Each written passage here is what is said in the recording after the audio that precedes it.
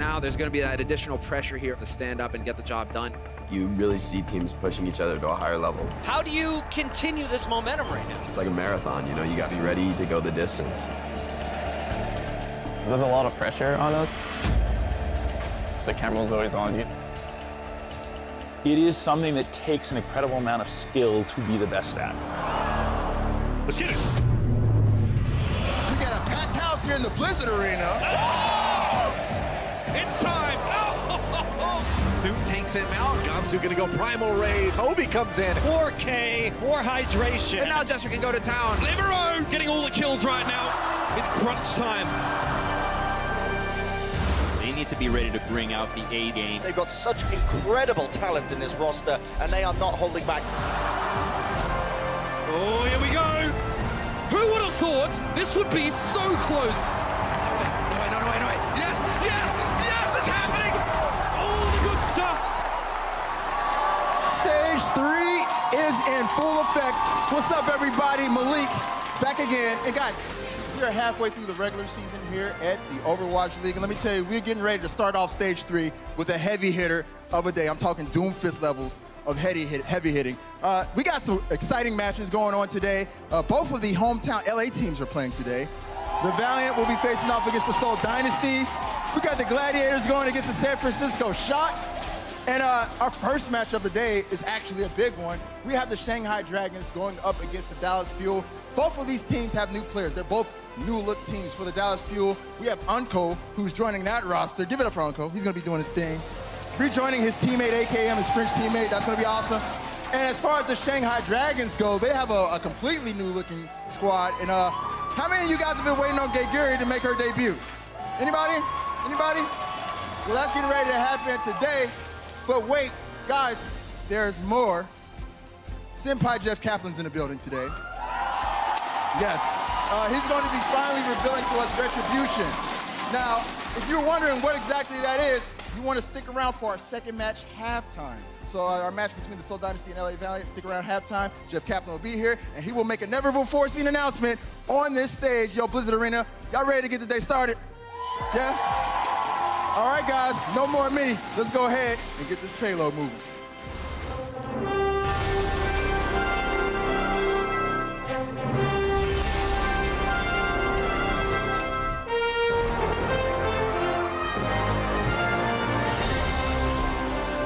Ladies and gentlemen, make some noise! We are live in Los Angeles, and we are officially in the second half of the Overwatch League regular season. Welcome back to the desk, everybody. I'm your host, Chris Puckett, and it is a Wednesday, guys. It is a Wednesday, and we have so many people out here ready to get this party started, including these three. We got Bren, we've got Crumbs, we've got our insider, Zoe. It's stage 3. How we feeling? Bren, you look like you're wearing some lipstick today. I picked a 5 mountain and I did lose it, Puckett. That's what's happened here, but nevertheless, I am excited. We've got some hype Overwatch ahead of us. The teams are revamped. Should be good. Shout out to our makeup team. They made Bren's sunburn go away just like that. It wasn't easy. Let's take a look at our overall standings. As we mentioned, we are now halfway through things. So who's at the top of the list? Who do the fans need to know about? Well, you know, unsurprisingly, the NYXL are keeping their spot on the top. They're really closely followed by the London Spitfire and Seoul Dynasty, who looked a lot stronger throughout stage 2. But Philadelphia Fusion also caught up to that pack, so it's going to stay interesting. Fusion, best squad now to challenge the top 3. Today, though, we're going to get a chance to see some of the squads at the bottom of the leaderboard. There's a big match at 6 p.m. But Crumbs, what are you looking forward to on this list? Right now, Puckett. I couldn't even wait for you to finish that sentence. The Shanghai Dragons, they're 0-20, but this is a new team. Only one member that we saw in stage 1, well, or stage 2 rather, is back here with Altering. Sure, Ado and Fearless, but I'm not counting them. Geguri is making the debut. Shanghai Dragons match.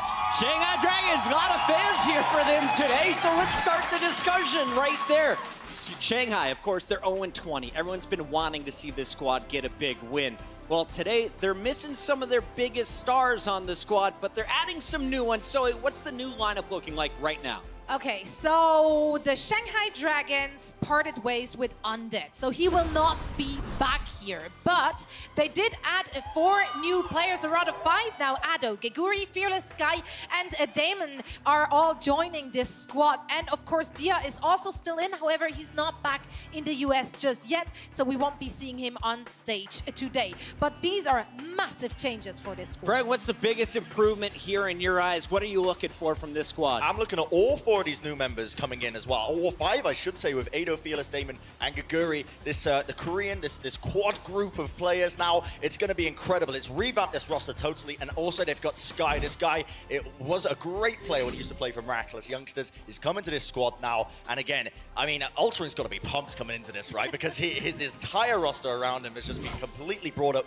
to a whole nother level. We just juiced the Shanghai Dragons roster coming in today. Let's talk about the Dallas Fuel, though, Crumbs, because this is a team that's making moves of their own. They've been slowly adding some pieces, losing some pieces, and coming into stage 3, they made a big transaction with the Los Angeles Valiant. Yeah, they traded Custa for Unko, which is a questionable trade in a lot of people's eyes. Custa was the vocal leader of this squad, so we're just hanging back wondering what's going on with the Dallas Fuel, and the players themselves have been very vocal, and even they don't really know what's happening. So their talent is definitely there, but something here is not clicking. The team is definitely seems to be in shambles to the point where they're literally praying to not lose today against the Shanghai Dragons. Hey, Dallas, they've looked their best when we have no expectations for them, when they can just come out and catch their opponents off guard. Remember, Mickey, he was their diva player. He's playing main tank. You saw Seagull in the lineup. Rascal's not even here in the States to play today, according to some people on Twitter. So it's going to be an interesting uphill battle for this Dallas Fuel squad. But talk to me about Unko. Some people say losing Cuss is a big deal. How do you feel about this one, Zoe? I mean, yeah, Costa was a very important part for the Dallas Fuel. However, Unko, I mean, it's needless to say that he's an excellent player, right? And he has that prior synergy with AKM.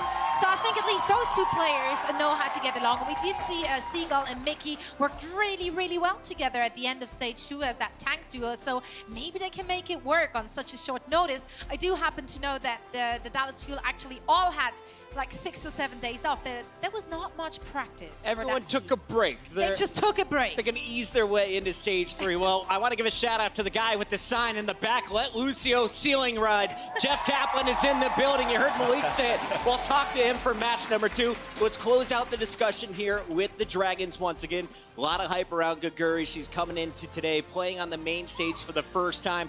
They've given her a week of practice coming into the week. What are the expectations? Yeah, Geguri here has the hardest job in the Shanghai Dragons, in my opinion, okay? This young woman is coming into this right now, and she has to bridge the gap between this Korean front line and the Chinese back line with Sky and Ultraring, and that's a ridiculously difficult job for her because she's got to be working in these 2 nationalities, these 2 languages, by also playing on the top level that we know she can. However, I don't think it's fair to give the responsibility so much to her. It's an entirely new team, so they can essentially go into it thinking, let's just try a completely new approach to how we want to handle this. Only Ultraring is here from the previous iteration that was so unsuccessful, so now it's every single member that can try to fit in the pieces into this one. Yeah, and I did get to talk to the Shanghai Dragons, did talk about that language barrier they're now facing, and they did say that all the Korean players who joined them are taking Chinese lessons, and they also threw a lot of English into the mix so that their calls are at least somewhat in Chinese and English, so that they somehow can understand each other. But as you said, Ultraring is actually the only guy who might be having some trouble. Well, it's taken me 6 years to learn Spanish terribly. I can't imagine what it's like for these players trying to learn Mandarin before their match. Let's get the official predictions. It's 2 squads trying to climb the leaderboard. I want to start with you, Zoe. You know what? I can't believe I'm going to say this, but I honestly think this is Shanghai Dragons' game. Going with the game prediction. I'm sorry. This is how I'm going to start my It's happening. prediction. I do think that the fact that Dallas Fuel didn't get to practice with their new player, Unko, I do think that all these additions the Shanghai Dragons are having might be giving them the upper hand. So Dragons it is. Effect looking to prove you wrong. Is he going to be angrier now after hearing your prediction, Crumbs? Where are you going? He's maybe disappointed because I'm going with the Shanghai Dragons as well. The Dallas Fuel is not a certainty right now. The Dallas Fuel is just an enigma in terms of the decision. Even in their gameplay, they're throwing everybody else off. even themselves, whereas the Shanghai Dragons have a lot more to prove. As the games progress, their chance of winning increases. We didn't even know Damon was playing today until about an hour before the show. Let's finish here with you, Bren. Are you going to three-peat on the Shanghai Dragons? It's going to be a close game, Puckett, but again, it's the perfect storm. I got to go with Shanghai Dragons here. I honestly, personally believe that they're going to take it today. I think this is going to be their first win. Dallas, don't get it twisted. I know what you're capable of. I still have some faith, but I'm alongside everybody else in the venue. Where were you when Shanghai unleashed the Dragons? Today could be the day. Are you guys ready to find out? Let's get this match started. It's Shanghai facing off against the Dallas Fuel. And this should be the turning point here for Dallas. But doesn't really get more one-sided than that. Shanghai Dragons on the attack. Oh, great play here from Seagull, though. Mickey going to town. Shanghai Dragons taking firm control of point A. Maybe they can turn it here, Dallas. This is a fight that by the numbers, Dallas should win. Oh, he's going for it. Are you kidding me? Shanghai Dragons may well cap this point. In fact, what are you doing? What a fight. Blizzard Arena, welcome to the stage, the Shanghai Dragons. So much love for this team, so many fresh faces. Otto, Fearless, Damon, Gaguri, Sky, and Altering in the starting lineup. Look at how quickly they're going onto the stage. They just want to get the game going as soon as possible. They're pumped, they're happy, and that's exactly what you want to see out of a revamped roster. I like it. I like Fearless's haircut even more, though. I mean, I'm liking the sort of lavender appeal that's going on, that nice tint. You know, he's got it going on. I'm feeling the energy right now for Shanghai Dragons. The silvery blue fox. I can't say that word. Zoe, expectations for this squad, they're looking pretty confident. They are, and their coaching staff is just as confident in their ability to actually take away the victory here. They did talk to me about their previous match against Dallas Fuel, which they really still remember in stage 1. They went all the way to map number 5, and their team looked a lot weaker. This time they're coming in stronger, so they expect to come out of this stage as the victor. There is so much love in this room for Gaguri. It is amazing. I'm looking forward to seeing Sky. Hexagrams was hyping him up, saying best Ana in China, second best Zenyatta. What is he playing today? Where's Altering going to be? A Lucio expectation here, Bren? Most likely. I mean, Sky has also been known to play in the past as well. So, I mean, realistically, we cannot come into this with any expectations for both these squads, for both Dallas and Shanghai. All in all, though, I do know one thing. It's going to be a class game all around. Absolutely. That is your brand new starting 6 for the Shanghai Dragons. Let's bring out their opponent as we welcome to the stage the Dallas Fuel.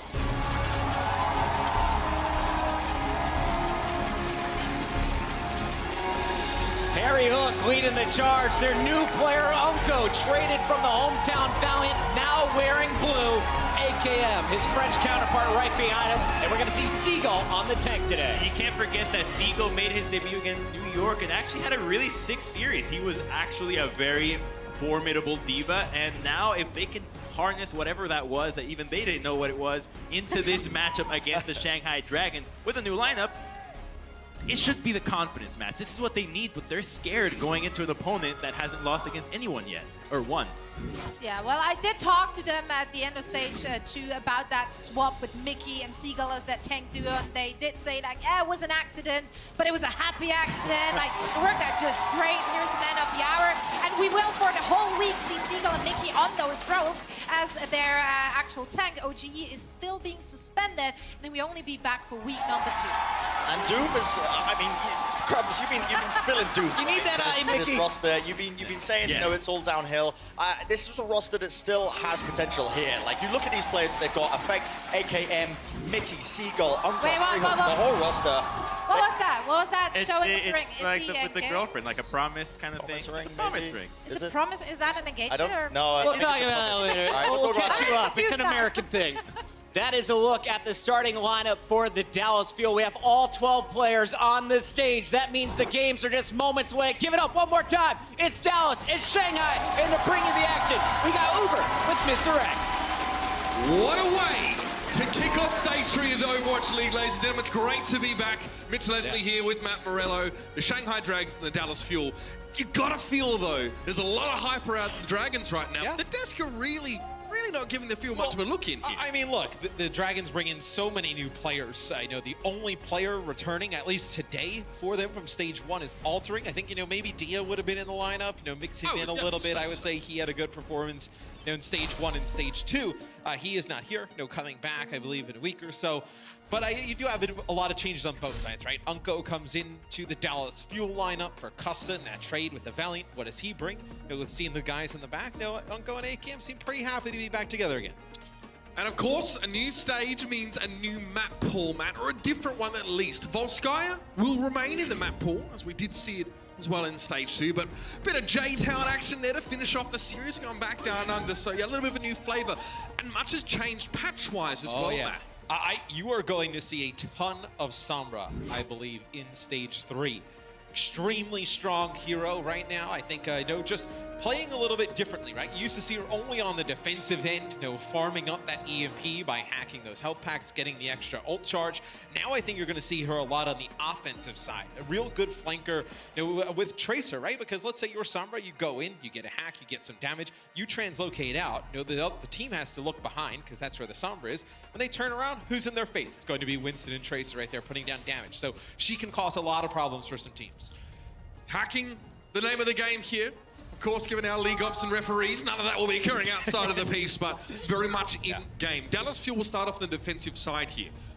Looking at this composition, Matt, it doesn't look hugely different to what we saw in stage 2. No, and I think for a team like Dallas Fuel, right, you know, who you don't know how much time they've had to incorporate. uNKOE, you know, is OGE scrimming with them because you imagine he will take over main tank Still suspended from play for now. So play what you're comfortable with, and I think I know AKM obviously on Widowmaker or Soldier 76. Interesting, I know no Rascal today. I believe he said that he's still in Korea. So you know, towards the end of the season, you just saw Rascal in effect. So even bringing AKM back in is a little bit of a change. It's time though for the Shanghai Dragons, the newly minted roster to come forward. Gonna be Geguru on the D.Va, Damien on the Tracer. Ado gonna be on the Genji. It's a Genji Tracer dive in no Sombra, Matt. You're gonna have Altering and Sky finally here from Miraculous Youngster will be on that Ado. And I think let's just see how much their coordination has improved, right? I think that's what you really want to see here from the Shanghai Dragons team. I think they've upgraded at every position, bringing in these new players. Again, it takes time for this roster to gel. Damien was only added a couple of days ago with that. A play that harkens all the way back to Korea's Komdu Uncia, played in Apex. But Damien's down to start the fight. uNKOE, of course, brings the same brutality to the Fuel that he did to the Valiant, and the Shanghai Dragons are shown the door. Yeah, Damien was trying to create some offense on the opposite side of that middle hut. He just goes a little bit too deep. He gets uNKOE very, very low, and then he tries to go in for that kill, finish him off, and he's just not able to do so. It's staying alive. The Dragons now, a moment of deliberation as they await Fearless's return, and it will be a dive. Again, the composition gives it away, but the Widowmaker was waiting at the door, and Damien is cut down rapidly. And Ado, will be jumping straight out of there. Yeah, no, you're not running a Mercy on the offensive side here for the Dragons, so you're going to have to back out, wait a little bit. Interesting, no Zenyatta. Dragons, you have Sky running that Ana. Ana's usually a more defensive hero, if anything, so you don't have the extra benefit of the Discord Orb or even Harmony to give to one of these flankers. Pulse Bomb dropped in, this one is nasty, look at all the HP that got taken off of the Dragons. In effect now is going to bring some follow-up. Fearless and Sky fell the initial blast, and AKM to finish off Altering as well. It's tricky, man, for the Shanghai Dragons to really, get to grips with the Dallas Fuel, because obviously AKM could be threatened by Damien, but if he's picked off early, how are they going to get in without getting picked off by this Widow outside of the use of that defense matrix from Geguri? Well, I mean, you really haven't seen them get a good offensive push, because the first time Damien's picked off as he comes in. I know the second time he's also picked off by AKM, the first time by uNKOE. This time they're going to actually get onto the point. It's actually Sky who hits a Sleep Dart here onto Seagull, so he's asleep, not able to protect the support. Nano Boost was used there early in the fight. AKM stepping back a little bit. Geguri was threatening, but now AKM has the purge position. Sound barrier used here by the Shanghai Dragons over the point, and there's a lot of HP to break through. AKM lucky to be alive. He did have a grappling hook cooldown, but he's used it now to increase the distance between him and Fearless. But Ado's going to follow up. Harry Hook falls to a Swift Strike. Mickey in a second, and a third. Effect goes down. The Dragon Blade is brought to bear, and the Shanghai Dragons now should have this one covered. And Geguri and Fearless are trying to put pressure up on the high ground. Geguri gets demeched, Fearless able to push on through with that Primal Rage. He actually knocks Unko off the side of the map. They never get a use of that Transcendence. As soon as they knock Unko off the side, what happens? Otto uses the Dragon Blade, cuts through a few. Shanghai will take point A. 5 minutes and 10 seconds here to attack point B, a lot of time. That's exactly the question we had for the Dragons. How will they cross the gap without losing or taking significant casualties in the fight? See, Geguri threw herself all the way towards the back of the point. Despite it being a D-suit, it enabled the rest of the Dragons to set up around the D.Va and her health pool. So, Damien forging ahead early. Pulse Bomb is already prepared. That's one of these frontline tanks here before the Dragons start off. No, they're going to jump in. Yeah, now Sky will run that Zenyatta, so you have the benefit of that extra damage from the Discord. Be the Dragons going on in. They're probably just trying to force some ultimates here, Mitch. You know, they use a ton of ultimates towards the end of the first fight on point A. They get Seagull to use his self-destruct. That's about it. AKM. Oh, no. And this is the new Sombra. I know more of an offensive hero. So you see him pushing all the way in. Not really worried too much about getting, those health packs hacked up. I mean, obviously an extra benefit to your teammates, right? But doesn't really go towards your ult charge. All right, so let's go over a little bit more of the new Sombra while we have a moment. Now, the hack speed has been decreased, or increased, should I say, to 0.6 seconds for a hack from 0.8. You don't get any ult charge now. I know when you hack the health packs and your teammates take it. And, her bullet spread is decreased, so you're a lot more accurate those shots, as you see. Man, a Zenyatta does not last long after a Sombra EMP comes on. Sombra way more effective there, especially at short to medium ranges at blowing people up with that Uzi. And AKM, again, will be looking to make the most of that. And you'll see many teams throughout this stage really try and get the most out of Sombra. Geguri wasn't able to get over the edge. She was cut down by effect before she dropped over. And I like how Sombra plays here now. Primarily before, you kind of looked at her as like a secondary support in like real niche situations. But like now she's going to get a ton more play on the offensive and defensive sides, obviously, and you're going to see a lot of different play styles around her. Now, backliners beware. Now you've got two nasty flankers at short to medium range, but one of them can go invisible. Pulse Bomb dropped in by Damien. Doesn't actually find anything effect, though. He did better. He found Sky, was resurrected immediately after that one. Ultron pops the Valkyrie. He's going to come in and join the fight. The Primal Rage from Fearless allows him to take down his opposite number. Damien will pressure forward. Still Seagull now. D-Mech. Now the self-destruct come through. Transcendence on the point. It doesn't keep the Mini D.Va alive, so Seagull can't resuit. And our ADO is going to come in with the Dragon Blade, looking for Unko. One more slash will do the job. Easy enough. There is a Valkyrie Mercy in the air, and Ado uses the wall climb to get the extra slash. Gotta love to see it. He does go down eventually. Geguri, though, finishing Mickey off. A real tussle over the point. That Pulse Bomb was so nasty. In fact, now stepping up in a big way. 3 kills for him. Big Pulse Bomb. The hack from AKM made it much easier for the Tracer of the field. Yeah, Vex is able to cut down 3 players there, and now no tanks alive for the Shanghai Dragons. They're going to be forced to back out, but they did a nice job there, waiting until some of those support ults were out before to use that Dragon Blade. They got pretty good value of it, but man, effect with the Pulse Bomb. I believe he actually kills Geguri before she can get back in her map. Same happened to Seagull just prior in the fight, though. So fair's fair and love an Overwatch. It's AKM fighting Altering early in the fight. Wasn't off the back of an EMP, just a much more surgically precise Uzi now. Sombra wields. That'll be another finished fight here. 2 minutes for Shanghai. Yeah, Mickey did end up using Primal Rage, though, in that fight, so you got that ultimate out. You're the Shanghai Dragons. Now you have a self-destruct Pulse Bomb. You're going to have Primal Rage. And look at how fast Otto's built up towards another Dragon Blade, already at 80%. You've seen him being devastating so far. He's Genji. That's pretty frightening. See what the backup's going to be here. Still don't have any real key ultimates in this next fight, as you can see.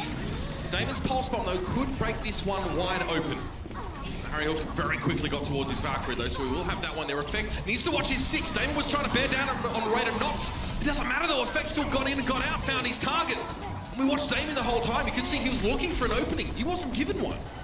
Yeah, it was very tough there. Harry Hook does use the Valkyrie, so provides a lot of extra healing for the Dallas Fuel as Shanghai is trying to push on in. Shanghai will have all 6 ultimates here, though, Mitch.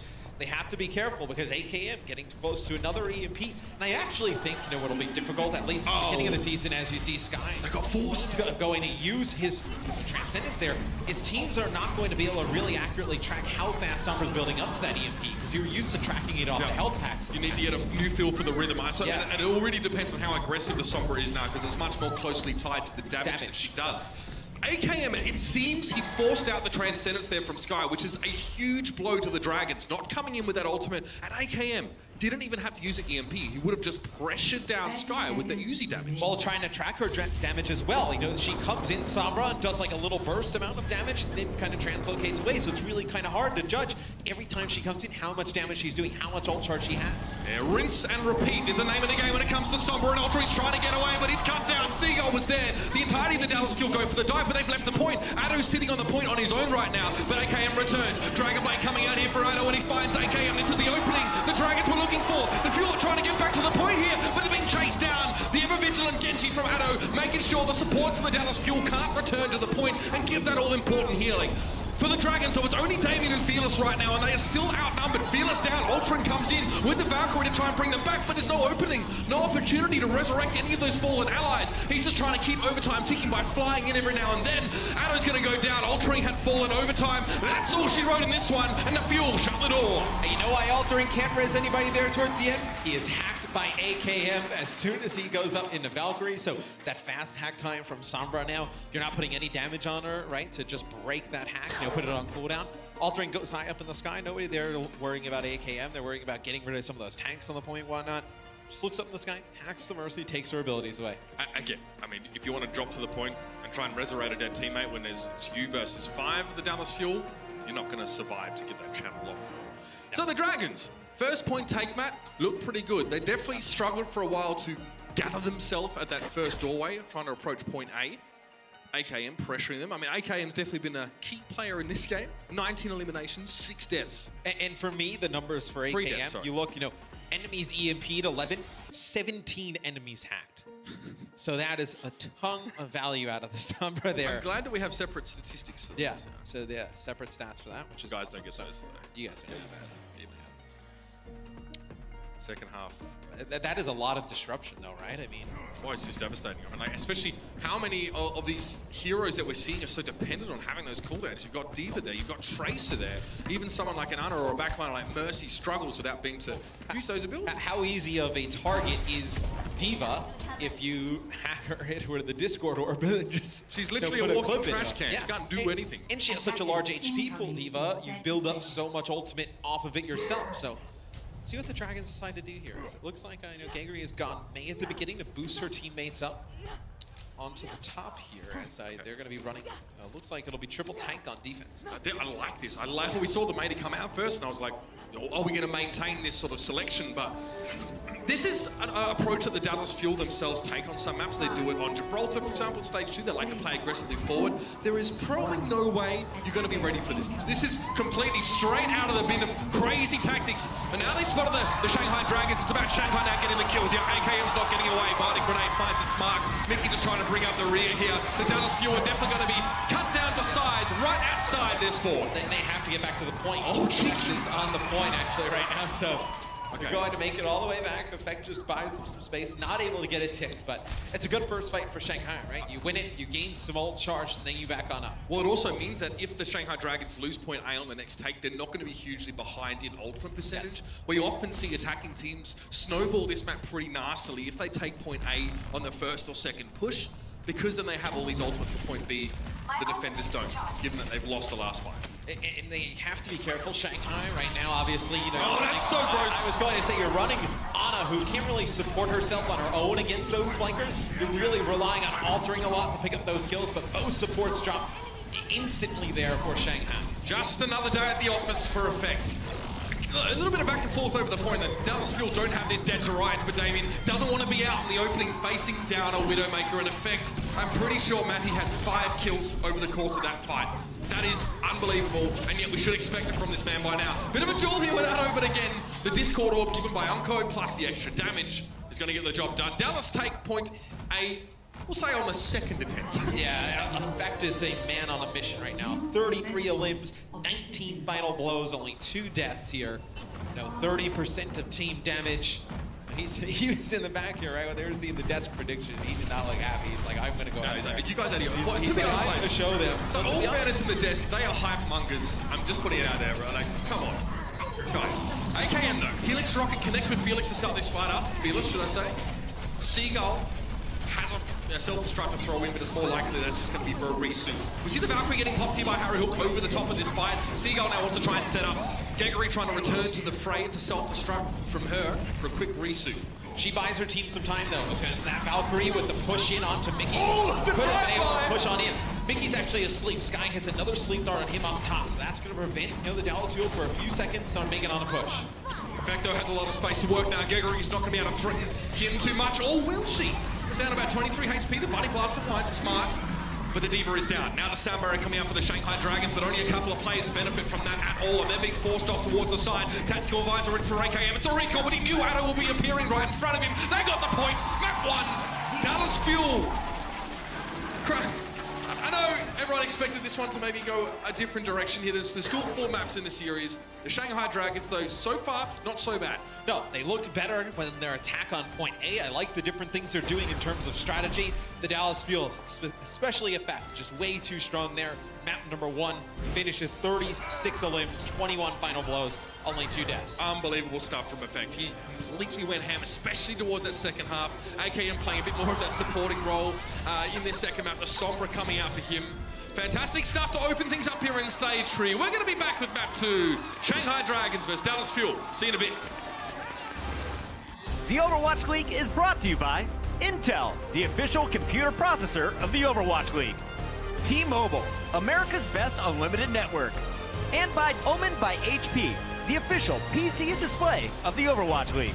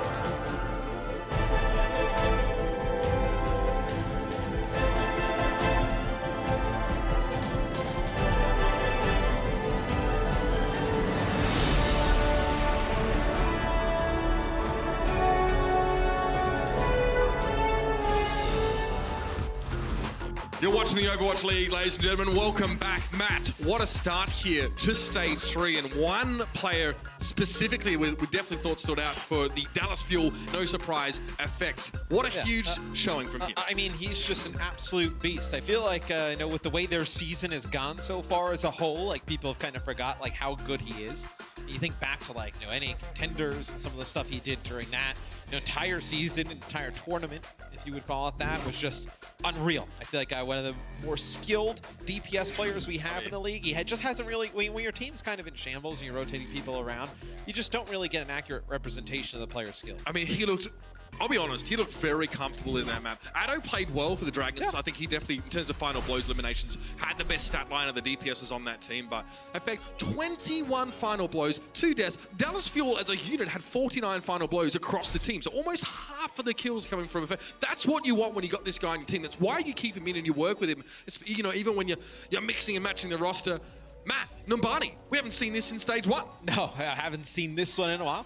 You could potentially play a little bit more Reinhardt here than on some of the other maps. But I think on offense, you're going to see a lot of Winston getting up towards the high ground. We see some Pharah here, potentially on the offensive side. We've seen even teams like the Gladiators, if you remember back, right? They run triple DPS on this map on the offense. So a lot of different strategies you can run here on Numbani. Also, like Big Goose playing Genji once? It was Shaz playing Shaz playing Genji. Genji. That was the source. That was nice.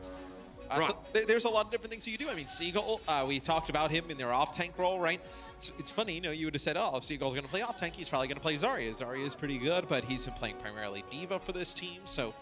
And Mickey can play Orisa, right? We saw him play Orisa during the preseason, so you do have some pieces to work with here on Dallas. Shanghai, complete new roster. A lot of these players weren't even here in stage 1 to even play Numbani. Right. So it's interesting if they've just kind of reworked their strategy altogether, or if they're sticking with some of the stuff they tried in stage 1. Sometimes it's nice to have a clean slate. Plus the meta has changed a little bit since stage 1, Mercy's not obviously as prevalent. Maybe they could go back and play that. I'm a fan, if things aren't working out, as a former coach, right? If it doesn't work, you remind me that every day, don't you? just blow it up. Just start from scratch, right? There's no reason to just keep repeating the same things that aren't working over and over again, because then your players start to get frustrated. So you would rather, in the system, instead of making incremental changes in a team that maybe is not working, you'd rather just hit the nuke button? You just hit the reset button. I mean, there was even a time like the team that I worked with, for argument's sake, we won 10 straight events, and then I decided it was time to drop one of our players. People were freaking out, oh, well, what's going on? It's like you can see the cracks in the armor start to happening a little bit early, right? It's better to be proactive about those changes than to sit back and let it get really bad and then have to kind of work all your way from scratch. I mean, we didn't really mention too much of this in that first map on Volskaya, but obviously we did see Mickey, continuing to play that main tank role here on the Dallas Fuel. I mean, we have to say, looking at his statistics, so the dive was good, their aggression was there. It worked out very well at the end of stage 2. Everyone was had kind of a bittersweet feeling about the Dallas Fuel, because we're like, oh, wow, they're actually kind of looking good in the last week with Seagull and Mickey in there. It makes some sense, right? Because Mickey's a very aggressive player. He communicates a ton, right? So you think he can turn into a shot caller, which a lot of the main tanks on these teams are. They're shot callers, right? Calling targets, when to engage and whatnot. Seagull, a very smart player, real deep thinker of the game. Him in a D.Va role, right? He knows the timings, when to protect supports, when to go in. So you really like this duo as a pair. Tell you what, if we can get a map fly through at some stage while we're talking, we can talk a little bit about what you should expect in Numbani. Most of you guys, I assume, have probably may have fond memories or have played it out there. But obviously, it could be said, Matt, that this is a slightly higher level of play than what you might expect to see on. Most likely, this is a higher level of play than you guys are playing at home. But thank you guys. So we don't really see too much action on this particular part of the map here, Matt. I mean, stuff gets very real. You talked about some teams running triple DPS on this part of the map on attack. Yeah, I mean, a lot you can do, right? You can run Widowmaker. You can run a little bit of a slower comp, right? And go towards that left and high ground and really put a lot of emphasis on maybe getting a Soldier 76 up there, getting some hit scan heroes up towards that high ground, or you want to play just full dive, go all the way through. When you get here to the second part of the map from checkpoint A to checkpoint B, this is an area of the map where a lot of teams on offense usually just steamroll on through. Right, it kind of snowballs out of control, doesn't it? So keep that in mind, I guess, is what I'm trying to say as we come into this first part. But let's have a look at the defensive setup for the Dallas Fuel. So what you're seeing with Dallas on defense is you're going to see AKM on 76. We have another pause here. You have Ungo playing Zen. So really the only thing you kind of look at on the defensive end is whether you wanted Zen or Ana. We see Ana even in stage 1 played a little bit here on Numbani. She's really good against the dive, right? They jump up towards the high ground. She, biotic grenades them, denies all the healing from range. They're so far deep in that they can't really get out at that point. So you can clean up some kills. The focus here for the Dallas Fuel on defense, though, is AKM on the 76 up on the high ground. What he needs to do is a lot like what we saw from Birdring in stage 1, right? He just changes his position every single time, because then that dive can't really figure out where he is. Because you jump up on the high ground on the right, AKM's over on the left, and then you're standing in the middle of nowhere, just getting it's the ability pelted to by be able the to 76. reposition yourself on a dime, right? It's all about positioning from the 76 on the defense here. So that's why attacking teams would normally try and catch them out a little bit here as well. And try and find the 76 before he can sort of relocate himself. Let's have a look a little bit of the first half, or I think the first half of the season. So let's check it. One image for every match for the first half of the Overwatch League Season 1. We are halfway through the regular season of the Overwatch League, and the action is picking up. Who's the best in the league? Who? Dude, Jonak's pretty good. When I grew up, I want to be Jonak. Unstoppable power from this Zenyatta. Striker's just been an absolute monster. Go with Gamsu Striker. Gamsu comes back to life again with a primal rage. I think they've been pretty extraordinary in every situation. There he is! The one thing our team needs to improve on is probably just not getting afraid and just playing our game and making sure we just don't mess up. Oh, well, there you go, Short. Sick shot. That's as good as it gets. London Spitfire will be your Overwatch League Stage 1 champion. 여태까지 경기 치르면서 가장 기억에 남았던 건 저희가 준비를 많이 하지 못했지만 스테이지 1을 우승한 게 Bijou just chewing through people with that demon. Mine definitely is the game against London, where I've never played that well, and He said he saw everything. I legit saw everything. What can I say? Into the matrix. Like, I was like, okay, I know where to be. I see the numbers. Mickey on main tank, Seagull on off tank. They're playing as one unit. But one of my favorites is going to be the New York game. I dominated. Yeah. And I had no idea what I was doing. The same. Yeah, we're idiots together, so it worked out. Yeah. Heading into the second half of Overwatch League, we need to practice our comms more. Oh my god. What the? Drake Casper's quicker on the trigger finger. That's what we like to see. Wait. We should probably get a consistent roster. We had pretty much no chemistry. We're just trying stuff out and trying to fix it. Yeah. Los Angeles pulled through in the end. Well, if you look at the standings, we're like a 5 or 6. We're completely even at the end of stage. We've won as many as we've lost. 그냥 전체 순위 1위 뭐 해보는 거. 그러니까 이제 뭐 타이틀 매치 우승도 좋긴 한데 뭐 2개 다 하면 제일 좋으니까 그냥.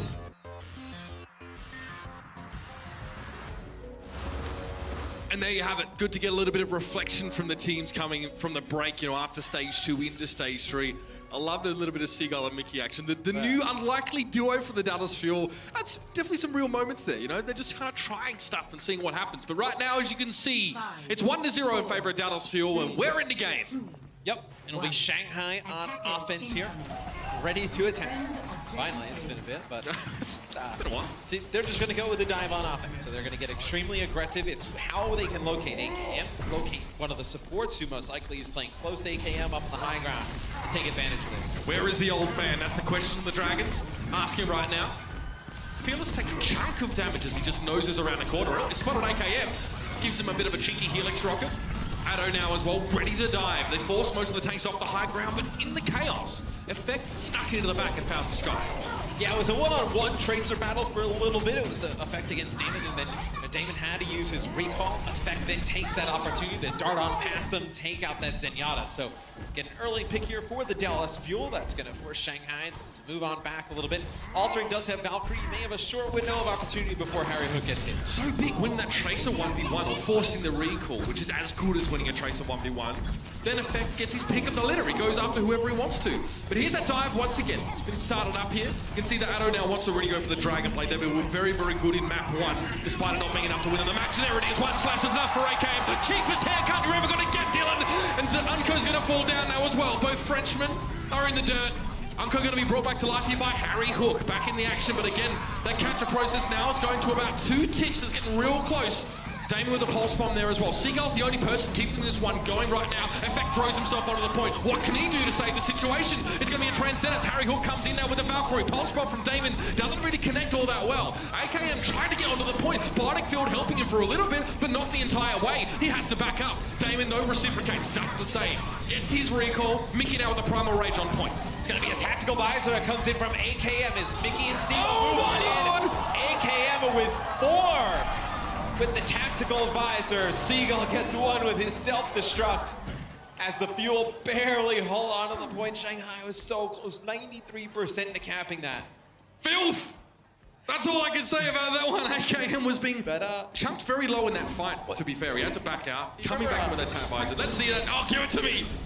Flutta had like a 6 tap visor in stage 1 on this map, if you remember all the way back, like saved the same exact point as you know, once you get in towards point A here, it's just so open that you can see just a lot of damage goes down there with that tactical visor. The die's already started up again. It's time for more Dragon Blades. Addo starts off this fight the same way as he did the previous one, but this time he adds an extra kill to the tally. 3 down for the Dallas Fuel. Addo's not done yet. Seagull knocked out of mech, altering with the Valkyrie above the fight, and Addo doesn't have to worry about taking damage. The Dragons get that first point. Big Genji performance from Addo so far. So now we get to see how Shanghai reacts to this, because AKM's going to go over to Sombra.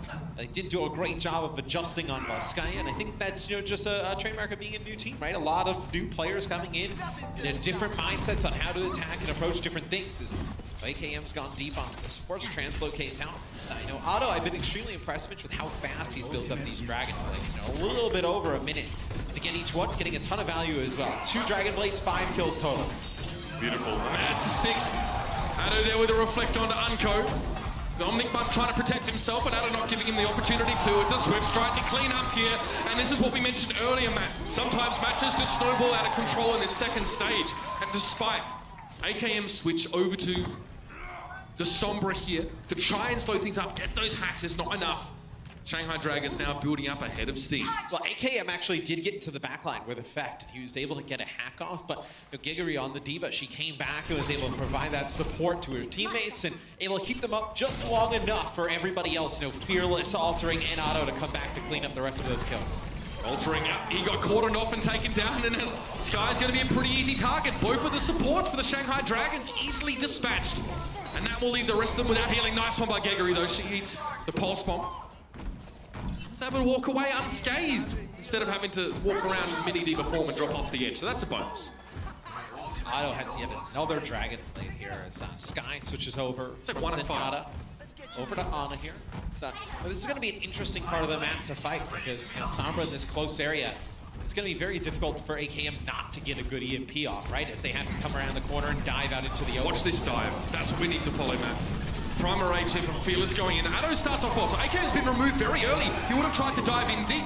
And it's possible that Addo can just hold on to his Dragon Blade and not go for it. Maybe now he'll have to, though, with Effect and Mickey picking up kills. He might need to salvage this situation. The question is, can he? Unco. Yeah, just taken down there by Addo here. Might not be worth going for the Dragon Blade, but Addo gets his second. No blade with only 12 HP. It's not going to happen, and AKM returns to the fray. Yeah, and he had no teammates up at that time. And he talked about how good Effect's first game was. Listen to this. So Otto's got 12 limbs. All 12 he's got the final blows for. Only 2 deaths thus far. Obviously, 5 Dragon Blade kills plays a part of that, but still finishing off a lot of these kills as Genji. Usually see the Tracer is the one who finishes off a lot of these kills. It's definitely not much ado about nothing. Okay, another dive. Let's see the fight here for the Shanghai Dragons again, trying to take this second point. Matt feels it, he knows it, and he's right. EMP Effecto shuts it down. Big pulse bomb there towards Addo and Sky. Gigery also, after being desuited, was dealt with by the Tracer, and this is Effect again, cutting a bloody swath through the Dragons. I believe that was 4 for him in the fight. Yeah, and Sky makes another change here over to Moira. So interesting, we didn't see a lot of Moira play in stage 2. We expected to see a little bit more than we did. We saw expect to see much more with the quad tank setup. We saw her on King's Row a little bit, but she actually can still do decent things when she's hacked, right? I mean, she can still just kind of put some damage down onto AKM, right? And just force him away a little bit. Sky, however, was removed very early in the fight, and it was by Harry Hook. Must have been maybe some corner spam or some aggressive Lucio play. Addo being forced back, no chance to bring out the Dragon Blade this time. Seagull ensures that the job is done. On that low ground was Umco and Seagull again getting in the mix. Gigery desuited. no self-destruct this time around. Hoping that, of course, she can return to the fight before the map is over, Matt. But they're going to be running out of time. Just 5 seconds left in. The big play was actually AKM who got a hack off onto Altering, knowing that Altering had the sound barrier. He's alive for so long, gets the hack off, so he's not able to use that big Lucio ultimate in the previous fight. Now it's going to be sound barrier plus the Dragon Blade, but it's going to be Unko using Transcendence, keeping everybody topped off for down. Addo couldn't cut through the healing there. Nicely timed by Unko, and now it's going to be 2 primary range Winstons trying to make their mark on the opposition team's backlines. Fearless drops down, pulse bomb put by the door awning, and it's going to be Mickey to jump away. Pele still being covered, and that's the EMP. That might be the death knell here for the Shanghai Dragons in this fight. Gregory getting healed up by the Coalescence at long range, but Sky can't keep her in the mech. Self-destruct now. Gregory backs away, but in Mini Diva form, she falls. Sky fading on towards the point. He's down. Overtime's over. That'll be the Dallas Fuel. Honestly, teetering on the edge of things getting out of control there in that second phase. It looked like the Dragons, Matt, were building up a lot of momentum and confidence, but they were stopped. Shanghai's offense has looked very good in this match. It's just when they come across that Sombra that AKM is playing on the other side, they're not able to make much progress after that. It's just such a disruptor. Obviously, you have to play around it much different. Like I mentioned, you know, Shanghai is a team where they're bringing in a lot of new players. You have to get on the same page in how you want to attack those situations together. The answer, definitely. I mean, what's the answer, Matt? So you have a Sombra that you know, charges plenty of EMPs, does a heck of a lot of damage, hacks people in 0.6 seconds.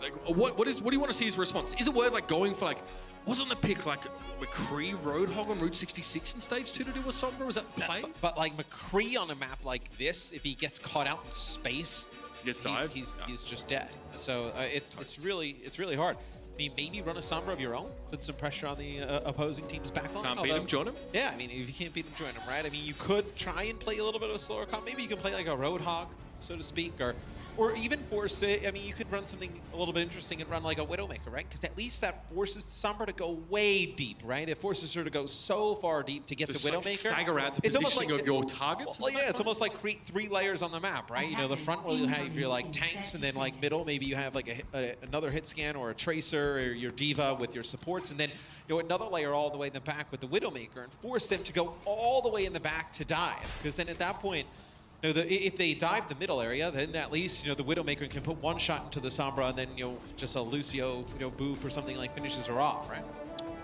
Infrasight, also pretty nice against Sombra. Also, okay, so here's the setup. Shanghai Dragons, again, go for that aggressive early positioning. Now, it doesn't work for multiple fights, but for the first, it might just do the trick. However, the Dallas Fuel are pretty quick out of the gate, and now the Dragons collapse. There's going to be Helix Rocket connection immediately onto AKM. Harry Hook trying to abscond as quickly as he can from the fight, but he gets caught in the doorway. Body blocked away. Effect takes down Damien, though, and the Dragons, it could have been a mild overextension here. This is the kind of fight they need to win by a landslide if they're going to play so aggressively, and it may have backfired, because Effect has found Sky, and he sees a low HP Gregory. She's trying to back out, but no healing there. An attempt for Addo to try and protect the Diva, not going to be enough. Effect just recalls and gets the health back, and this has definitely gone south for the Dragons. Well, it's hard because you're running this Sombra basically as a secondary support, as Altering is running Lucio here. It's going to be Fearless who gets onto the point, just trying to keep this one alive, but he's taken down pretty quick. Vicky absorbing a lot of that damage, as was Seagull. Constant healing being delivered by Harry Hook, and that's it. They've captured the first point. Addo was forced away by Effect. Again, force that recall. There's not much enemy Tracer can do. Mind you, it's mostly been Damien playing the Tracer, so Addo's now had to pick up the role against one of the most frightening Tracers in the world. This is dangerous for Shanghai, because if you want to get that second support, you need to switch Sky off of Sombra. And then, you know, Altering's not very close to his sound barrier. You're going to give a huge ultimate advantage in terms of supports over to the Dallas Fuel. Oh, Gregory protected Damien, but he actually took himself down, if I'm not mistaken, with a Helix Rocket of his own. Odd. Effects Pulse Bomb also dealing with Fearless now, and that payload, again, moving real slow. Unko has payload duty. He inherited that from Wins, if you remember. People thought I was insulting him last time. Good joke. Just around the corner here, Matt, is also, yeah, Rudy, 20 or so meters, one more fight. And Harry Hook needs to put himself in a position where he's not going to get EMP'd, and then can use the Valkyrie to keep everybody alive. That should be enough. Damien will use Attack Visor early here. We'll see if he gets any value out of it. But he's kind of put himself in bad sightlines. He doesn't really have the opportunity to get a lot of this damage down, and the EMP was good. Don't worry about that. It was excellent from Sky, but Damien only gets himself 1 kill for the fight. It's still enough to shut down the Dallas Fuel. They don't have to use their ultimates, or opt not to, rather. And that means that Dallas come in with 5, 6. No, probably 6 if Effect gets a couple. He's going to get a pulse bomb here. I mean, he's been getting a pulse bomb about every minute already at 60%. You know, maybe towards the end of this fight he'll get one. Altering, getting close towards Valkyrie here. Sky switches off of Sombra. Now it goes over to Zenyatta here towards the later stage of the game. You see the payload so close to that box to victory right now. Shanghai cannot afford any mistakes here. Addo definitely thinking of trying to wrap around here. He's spotted Harry Hook. Automatic Valkyrie use there by Harry Hook. Knows he wants to get that out of combat healing immediately to keep him alive. But Addo's going to keep searching. Fearless as his primal rage. He wants his mercy so bad, but he might have to opt for another target. Pulse bomb kind of whips. Doesn't find what he was looking for there. An AKM with a tactical visor forces the recall out of him. Addo now will have to return to the fight with blinks only. An AKM is going to be there. They get across the line. The Fuel will have themselves a 2-0 map lead here, Matt. And they're looking pretty good. I mean, AKM, 12 final blows in that round. Effect with 15. Very solid performance. Yeah, and as soon as Effect lands the pulse bomb on a Genghri, AKM uses the tac visor, knows that the D.Va doesn't have that defense matrix to get right up in his face, forces a few members back, cleans up the rest of those kills to get Dallas that second map win. The Shanghai Dragons now, if they want that very elusive first win of their Overwatch League campaign, they need to get the next 2 maps and force a 5th. It's possible, but at this stage, not looking super likely. Stick around, we'll see what'll happen. This is the Overwatch League. The Overwatch League is brought to you by Omen by HP, the official PC and display of the Overwatch League. Intel, the official computer processor of the Overwatch League. And by T-Mobile, America's best unlimited network.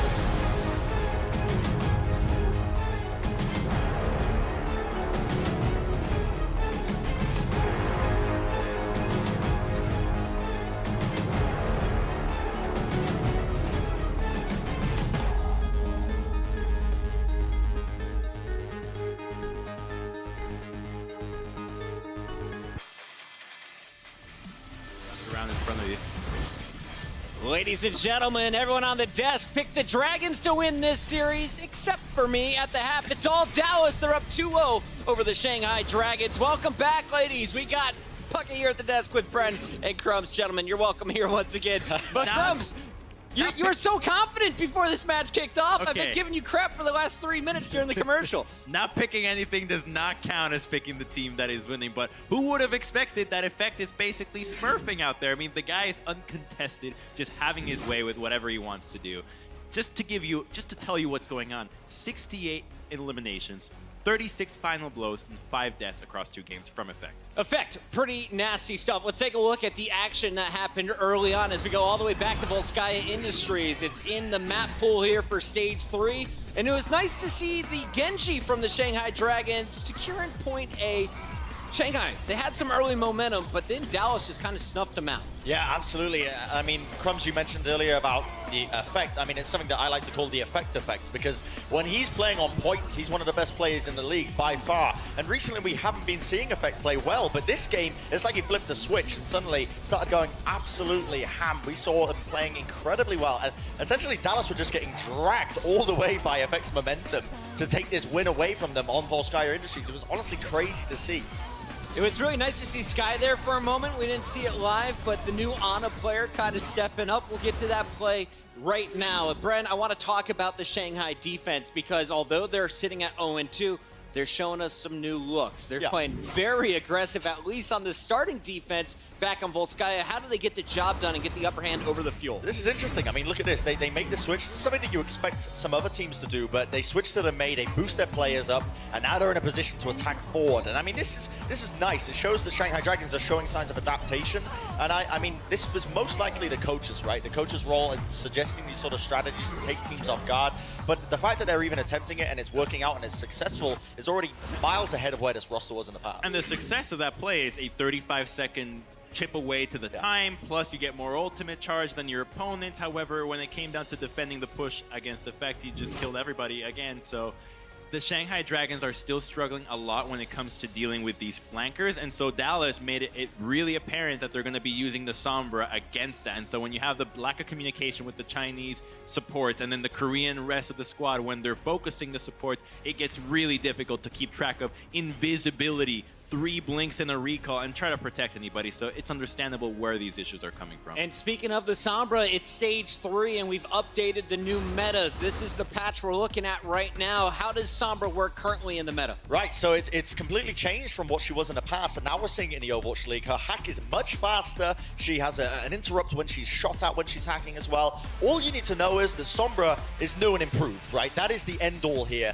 be all. Oh, there's more for Bren. Take it. Yeah, honestly, across the board, like, she doesn't get the ult charge from her health packs anymore. So that was what she was mainly used for, right? You'd see it all the time on Volskaya. They'd hack up a health pack. Instinct, get some help. Yeah, they'd start getting the health back. They build up the EMP and use the EMP to win the team fights. She can't do that anymore, but now she's basically a DPS player. I mean, that's what she is. That's what she was intended to be. Now you can run her as a DPS hero, do ridiculous amounts of damage, get crazy hacks off as well because it's so quick. And she is honestly a crazy hero. I guarantee you we're going to be seeing a lot more Sombra to come. Well, were you excited to see AKM running today? That's the difference, because now that you don't get your ult charge from the health packs, you no longer have a lot of support players flexing to it. You have the actual DPS that require aim to get that ult charge playing it. So in a combination with Effect, I was really happy to see AKM bust this out. I wasn't a big fan of the Widowmaker. I think he wasn't respecting the line of sight that Shanghai kept approaching towards him, but when it came down to utilizing the hack, I think he had 17 limbs on this map and 17 people hacked. So hack is essentially a death wish now.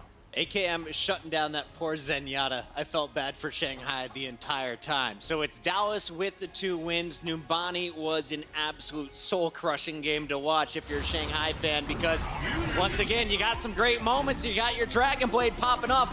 Dallas somehow comes back to this point, stalls it out, and then eventually holds Shanghai before the 2nd point in the game. I mean, we got to say it right. In the pre-show, we were completely undervaluing Dallas. I did mention when the players were rolling out that this is a very talented roster when you look at them, but they completely turned up for this match here. They shut them out here, and a lot of it comes down to what you were mentioning earlier, Crumbs. They were focusing down Sky in the back lines. They were taking advantage of the fact that there's a disconnect in terms of a language barrier between the front line and the back line, because they've got a mixture of these Korean and Chinese players, you know? They're struggling to communicate, and they are completely taking advantage of that. Effect is jumping into the back lines and bringing down Sky very often. Well, you got to remember when we picked Shanghai, a big part of it was, yes, we recognize that Dallas is incredibly talented to the point where you've got players like Effect that can contest at the peak of their performance to be one of the best players in the league. But we're just banking on their inability to be cohesive as a team, right? Things breaking down and just going haywire. But clearly, that has not affected them. They're playing a lot better, and Effect it just doesn't care. He's doing his thing. Guys, it's the start of a new stage. I want to give you an opportunity here. Brett, I've done this with you multiple times throughout the first 2 stages. It's halftime. Dallas is up 2-0. Do you want to officially swap your prediction away from the Shanghai Dragons? Absolutely, of course. Yes. Dallas Fuel 4-0. Crumbs 100%. Bren, do you see a 4-0? How's this play out? Do I really want to flip-flop? Do I really want to switch over to Dallas here? I mean, I got to say they are looking like the stronger team here, but there's still a part of my heart that still believes that Shanghai can do it. I'm getting on a bit of Crumbs. I want to settle down. I want to stop this flip-flop business. I got to stop moving around. I'm going to stick with Shanghai. You're sticking with Shanghai. Bren has faith. Guys, we'll see how this one plays out. Remember, still lots of games to go here in the second half. That's going to do it for us here at the desk. But we want to remind everybody at home, coming up later today, we've got a great special guest. Jeff Kaplan, the one and only, is in the building. He's going to join us at the halftime versus Valiant and Seoul. That's coming up for match 2 of 3. It's just day 1 of stage 3. Second half of our first match coming up in just a few moments. Be right back. The Overwatch League is brought to you by Toyota. Let's go places.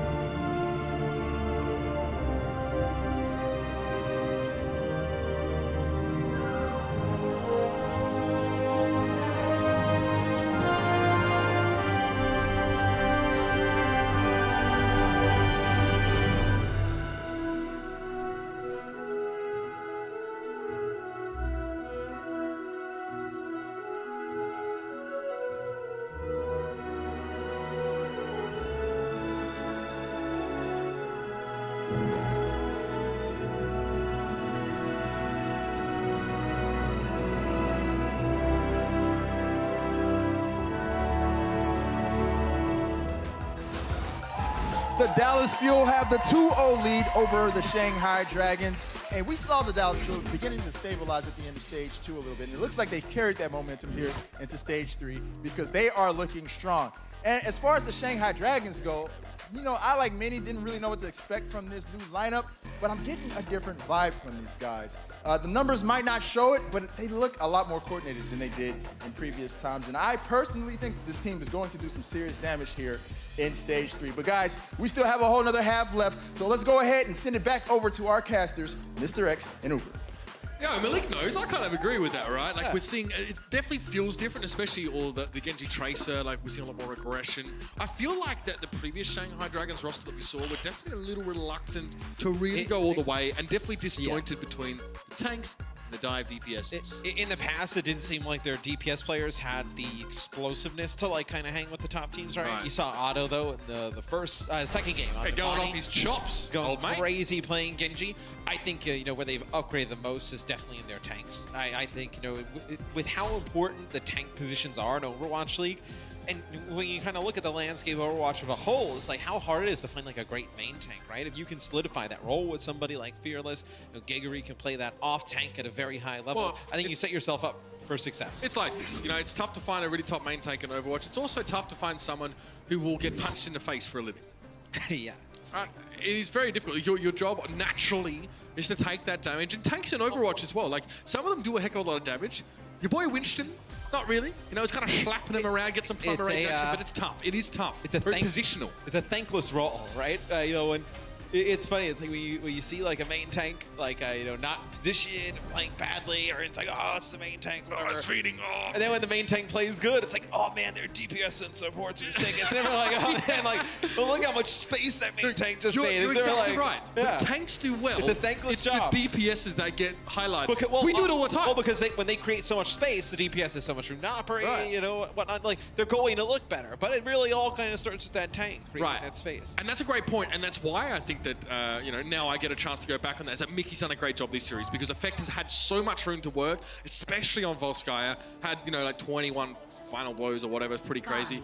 All right, so Mickey will definitely be on the Symmetra. Standard selection, of course. There's nothing strange about that at all. Okay. Dallas Fuel with a McCree. Yeah, it'll be AKM playing McCree here, because you most likely think you're going to see no Sombra Tracer on the other side. It's extremely meta right now in terms of a dive composition. They saw a Symmetra, they just don't want it for this particular map. You know what it's like. Yep, Symmetra definitely not needed here. It's going to be effective. Picking up 2 kills at the beginning, but it is started by Mickey. Look at how deep Mickey was going, just pushing on in. All the pressure from Shanghai is, you know, forced on getting Mickey out of their backline. He's just causing so much chaos that Effect's able to just start on in, pick up 2 kills. There you have it. The opening for Dallas Fuels look good on a map that traditionally neither of our Texas teams have actually been great on. A lot of these sort of control maps in the past. It was definitely stage 1. It was a problem for them. Looking better now, though. The McCree from AKM, the famed McCree, used to play it back when everyone on your team could play McCree at once, but he definitely does well as that solo gunslinger. Geguri tries to come forward here, does get Discord orbed, forced to back away. You can see the tanks for the Dragons are getting chunked down hard. The DPS aren't using that damage absorption by the front line to its greatest effect here. See Fearless still on the point. Otto's able to get 3, but still members for the Dallas Fuel lingering here. They have no tank. The Shanghai left alive. Harry Hook, is he making it back up? Yep, makes it back up over to AKM. So Dallas will hold on to the point. They'll build up to a Valkyrie here. Unko getting close to Transcendence. You'll have a sound barrier here for the Shanghai Dragons. You can engage with something like sound barrier, right? Get on in. You know, get close to the Dallas Fuel. Maybe they use a Valkyrie or Transcendence. Then you have that auto Dragon Blade to use. Notice AKM's positioning here. He's got 2 methods of escape. He can even roll forward and off towards the right side. So giving himself a lot of ways to get out, but there's no way to escape. A pulse bomb being brought back to life, though, is as good a substitute. The McCree's back in the mix now. Sound barrier was used by the Shanghai Dragons. And Otto does have that Dragon Blade. Is there an opportunity for it here? Goes to the high ground, gets a more commanding view of the situation, and it might be a chance to break the fight open with this Genji ultimate. So far, though, it's just tanks, not the optimal targets. He wants to burst down key high damage or high heal targets. And so far, Effect takes that ultra with that pulse bomb. Here it's time for the Blade. Well, the issue is you're holding onto it for a while. You're going to be able to cut through Harry Hook. Now Unko going to grab Mickey as well. His blades have been devastating. You get in such a difficult predicament, though, right? Because Dallas has built up so much percentage on the point. If those tanks would have stayed alive a little bit longer, and let's say a player or 2 fell from Shanghai, you would have been forced to use that blade in like a 3v4, 3v5 situation. AKM will go back to Sombra here. So, you know, with Dallas Fuel, knowing you only need one fight to go your way to take this, you don't really need McCree, you know, a slow target kind of moving on in. And Sombra now is kind of universally viable as opposed to previous maps where it was only when there was health packs nearby, and that's going to be the pulse bomb dropped on Mickey. The Dragon should be able to hold true for a little bit longer now. Even a Transcendence committed to this fight by Sky, curiously enough. That's fine though if you're the Dallas Fuel, right? They use the Transcendence, they use pulse bomb, they come on in. Now you know you can build up towards the Transcendence of your own. Seagull will have a self-destruct.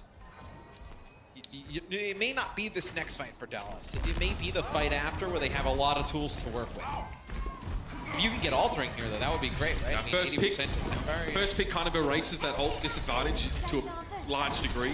Pulse bomb just dropped on by Effect. He's been deadly accurate with those so far. He's looking for Sky. He's out of position. And AKM and Effect combined to take down the Zenyatta here for the Dragons. That's responded though. Seagull's removed from the picture. Effect just going to recall, so he puts himself in front of the Primal Rage. Winston and Fearless. Self-destruct out in the open. It just forces some reposition here from Dallas. And that's a stick on Geggery now. As soon as she gets in the suit, she gets chunked down. Tries to get back towards that mega health pack.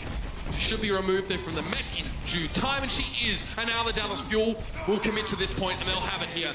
Addo will try and hold on and stall. The Dragon Blade wasted though. No chance to use that effectively. He kind of had to, because just switch off this maybe? Even if he backs out, you're just going to be there with your supports and your Tracer, which Damon's going to get onto the point. He's going to try and contest here, but Shanghai needs to go quick. They need to get on the point. The overtime is burning down, and they're not able to do so. They're trying to wait up, group up there, maybe get David on the point for another touch and then speed boost everybody on in, but don't believe they're able to do so, as I know Mickey towards the end using Primal Rage. I know the first point here on Ilios, you had an Effect finish 8-0 for final blows. I think too, you know, you've seen Unko play pretty well in that Zenyatta role. You were kind of wondering how he was going to come in, slot into this Dallas Fuel team. I think like the difference between Custa and Unko for me is like Custa, you know, is more of like a leader, right? Kind of like looking over the entire game, you know, worrying about obviously his job, but then also, you know, playing all the different heroes he can play. You play a little bit of Lucio, which Unko really can't. Unko kind of thinks more in an offensive role, right? Unko is like he's a DPS player at heart who's now playing way back he was a DPS player. Yeah, big difference between those two players, mentalities and how they sort of, you know, slot into their teams. I mean, speaking to Tasmo earlier on, he's saying that Unko's fitting in really well. Like, he kind of, you know, fits the culture of the team, and he's sort of bringing, obviously, his incredible flex support abilities to bear. And sometimes, like a one-for-one trade where, you know, you think both players are about equal is good for everybody, right? Just a change of scenery, you know, livens players up a little bit more. AKM just cutting strips off of the front line of the Dragons for now, making them a little bit easier morsels to digest for the rest of the Fuel. Again, not getting a lot of sight line here. He is aware dimly that Damien is obviously on the Widowmaker across the map. AKM now might try and challenge it. Oh, that was close. Ardo takes a big hit, but Unko goes down. Now AKM's in a better position to do damage, and that's 2 from his perch up on high. And now AKM opts to drop down. He actually takes a hit on the way from Damien, though. Yeah, respects that. Goes back up to the high ground. Effect returns to the point. Damien tries to challenge, but AKM shuts him down. The older, more experienced individual here, winning out. And now he has his Infrasight here to use up against Sky, right? Who's playing that Sombra. It's what I was talking a little bit about on Numbani as Shanghai comes out. This is a comp that we saw a little bit in stage 2, right, Mitch? I believe it was the Gladiators who tried running it a few times, where they would hack that health pack and just play off with the Mega right by the point. Yes. I guess it's a different approach now because you don't get the ult. Again, yeah, Sombra's not position dependent anymore. She's sort of universally viable. But her team is in this position, right? You are positional dependent because you don't have a ton of healing from your Lucio, so you're forced to play off of that health pack side every single time. Ardo now trying to flank around the outside here. Hopefully, yeah, he wanted to stand closer to that mega health pack, but it looks like Effect got it. And with Effect stealing that health pack, it forces Ardo to go for the recall prematurely, kind of giving Effect a chance to get more aggressive and push forward. And that pick off there on Fearless probably ends the fight already. Yeah, Ardo gets caught out. I think he was there with the Fist of Fury. Well, without the control of the Mega Health Pack by the point, you know, what are you getting out of the Sombra? You can control the Mega Health Pack back by your side, but to go all the way back there to kind of keep farming it over and over again, you're not building EMP off of it. You're not really kind of getting much value out of it, right? It seems like it's more valued by the Tracers in this matchup than the Sombra. Just, you know, not having to, you know, staving off the requirement to recall and use that very important evasive ability. Effect, though, wants to go deep here. Sky obviously sitting on top of a hacked health pack. Now, again, they do respawn quicker still with that, so there is the bonus there. Ardo just cuts deep into the backline of the Dallas Fuel, though. with Fearless, Primal Rage went in. So though between the two of them, they'll be able to cut Dallas off the map pretty comfortably here. Geggery finds Effect, and that'll be it. And Geggery and Fearless make a really nice play there. They go through on the right-hand side across from the Mega Health Pack there on your screen. They jump right on top of Unko. He is forced to use Transcendence. Then the Primal Rage comes out from Fearless, and Otto goes into the back line with him. They're able to pick up some kills, flip the point on back. These teams have an almost exactly equal amount of damage done. They're about 100 to 200 damage apart. So, you know, both teams, neither team's having issues getting damage in. It's this guy just gets the heck out of dodge after he goes for a big EMP. But Harry Hook was still able to get the Transcendence in that case. Geggery goes deep. She wants to go for the mock here, but it's going to be Harry getting out of trouble. Otto, though, finds two. Both supports. In fact, Harry Hook couldn't escape from the Tracer. Now Geggery out to the point, focusing that damage on the Seagull. Did get bursted very quickly, went for the self-destruct, but Effect now starting to wake up. 80% for the Dallas Fuel. And Otto now is just creeping in the back. Does see Mickey, notes that he was getting aggressive, will be radioing that back to the rest of his team. He won't have a pulse bomb, so this position is more just to get his pick of the backliners. Well, it was a heads-up play by Geggery because she doesn't use her self-destruct there towards the end, so you have it to extend this point even longer.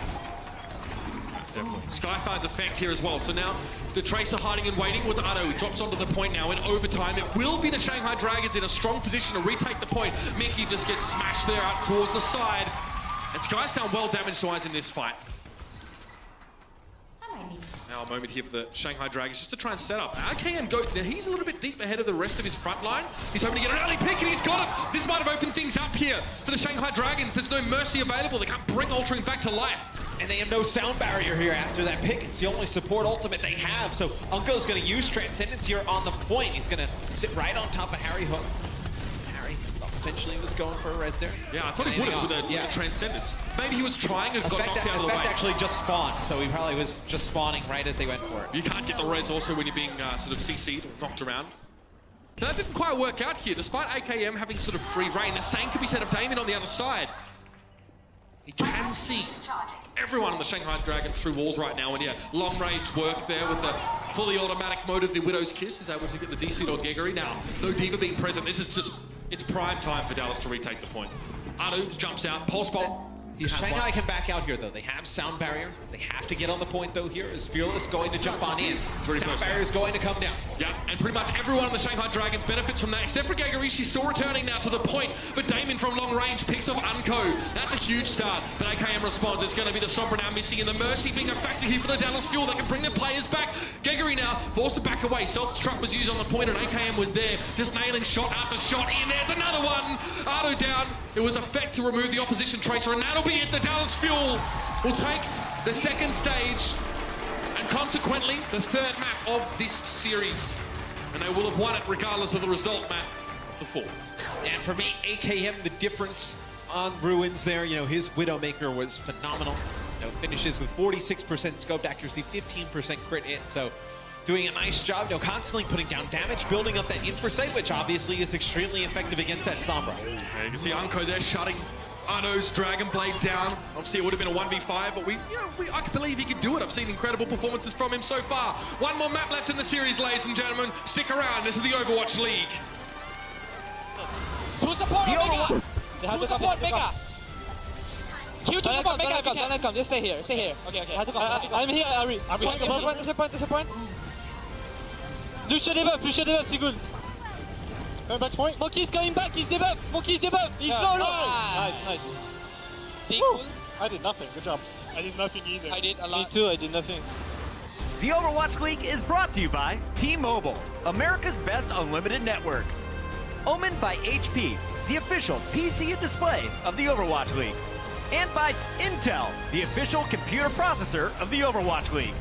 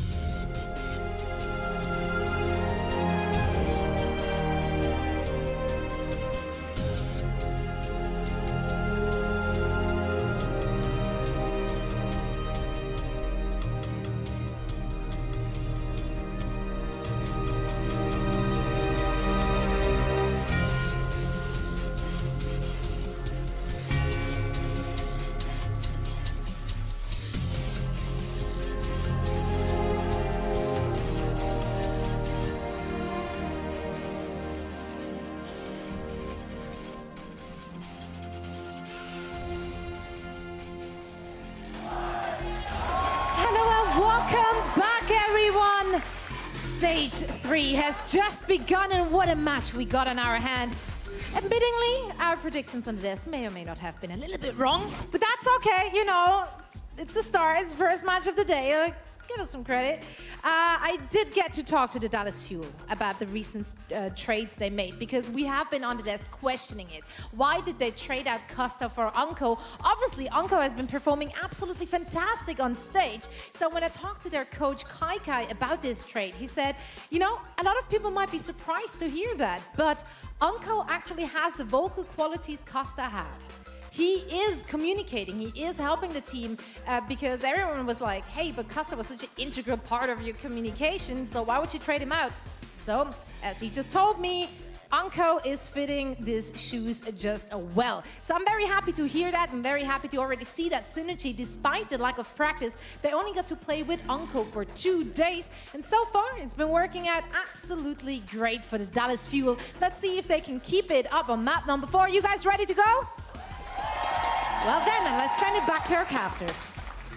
Thank you very much, Zoe. And yeah, good to get a little bit of an insight there from Coach Kai. Obviously, in the Dallas Fuel, a team that generally just sort of go about their things in their own way. We've seen a little bit of, I guess, insight from them recently, but this is a big switch up, so it's good to hear exactly why. It is, and I mean, if you want obviously to make the trade like they did, bring in Unko, you think he can be a little bit of a caller. You also have OGE coming in, obviously, in the main tank role, who seems to be, at least, from what everybody said, and, what you see from him, playing with some of the pro players on streams and whatnot. He seems to be very vocal, a really positive guy, leadership as well, so I think he'll add a lot of communication to the team. While we're on the topic of Korean national Overwatch players, let's talk about Ado here on the side of the Shanghai Dragons.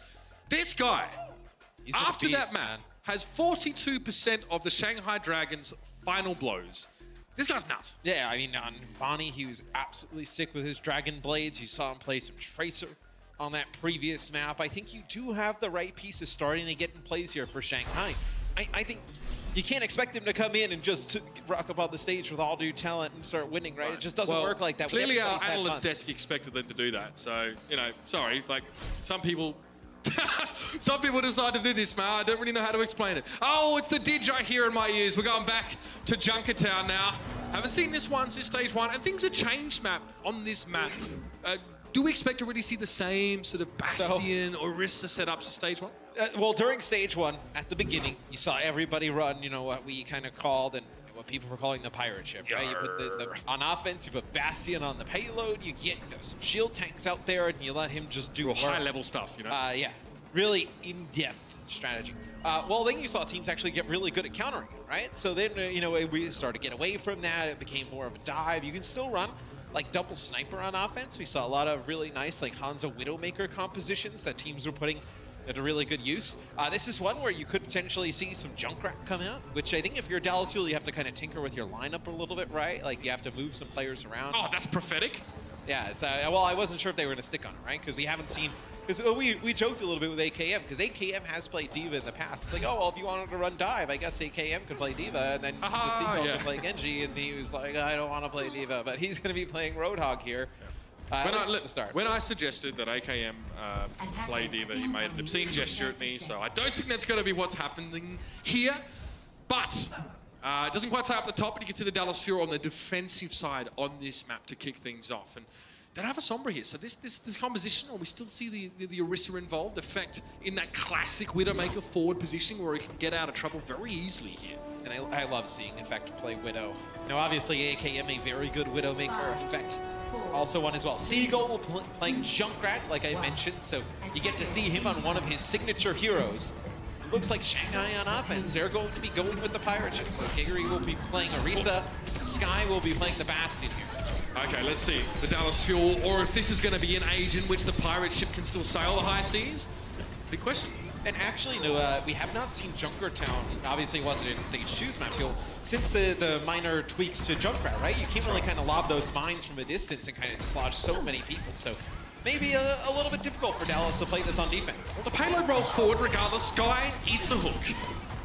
He goes down, AKM there, cleans him up. It'll be 1-for-1 though, as Effect did fall. So both Roadhogs here are definitely making their marks early on. Hawks now, for all and sundry, as AKM and Fearless are trying to sort of battle it out. Sky's brought back to life though, and this could be a problem for Dallas sort of midway through the fight, especially when AKM is otherwise occupied and Unko is otherwise deceased.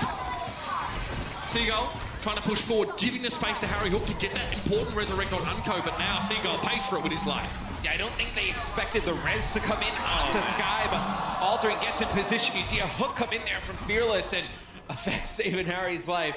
Takes him out with a big headshot. It's a big save now. You can see that the Dragons kind of have to back up a little bit more now. Damon does have that infra site active currently. Effect, if I'm not mistaken, does as well. So see that Utter was behind. Yeah, Seagull tries to drop in on top. The flank around by the Tracer doesn't really come to fruition. No more pirate ship as well here for Shanghai. Yeah, so the Bastion no good. Well, once you get stopped by it, it's very difficult to get him set back up onto the payload, right? So ain't no oars in that pirate ship, man. Otto going on the pulse bomb. Next with the air there. So Damon does take out Mickey though, so you lose that big shield there for Dallas. Riptide might turn this one around. It's also backed up by the Transcendence here. Seagull using it for actually a little bit of reconnaissance work early on, and the Zenyatta falls to the Riptide and Sky to go by the wayside. Damien has a lot of shields. He needs to try and sort of shoot around there. Mickey placing a rather forward barrier, forcing Damien into less than ideal sight lines to get damaged up. Just what they needed. So now we'll see Shanghai kind of sticking with that same. Wonder when they'll switch if they have Fearless go back to main tank, Geggery go back to D.Va. This is a different look from them. Have not seen this so far. Switching your main tank and off tank. Right, that is an interesting switch up here. Effect down to 6 health, and at the shot, still finds Geggery despite being very low in health and actually finally gets that healing, so now can be a little bit more aggressive with the peaks, getting the damage in. Geggery down, was brought back to life and then taken down again. It's Damon though, waiting patiently for Effect to show himself.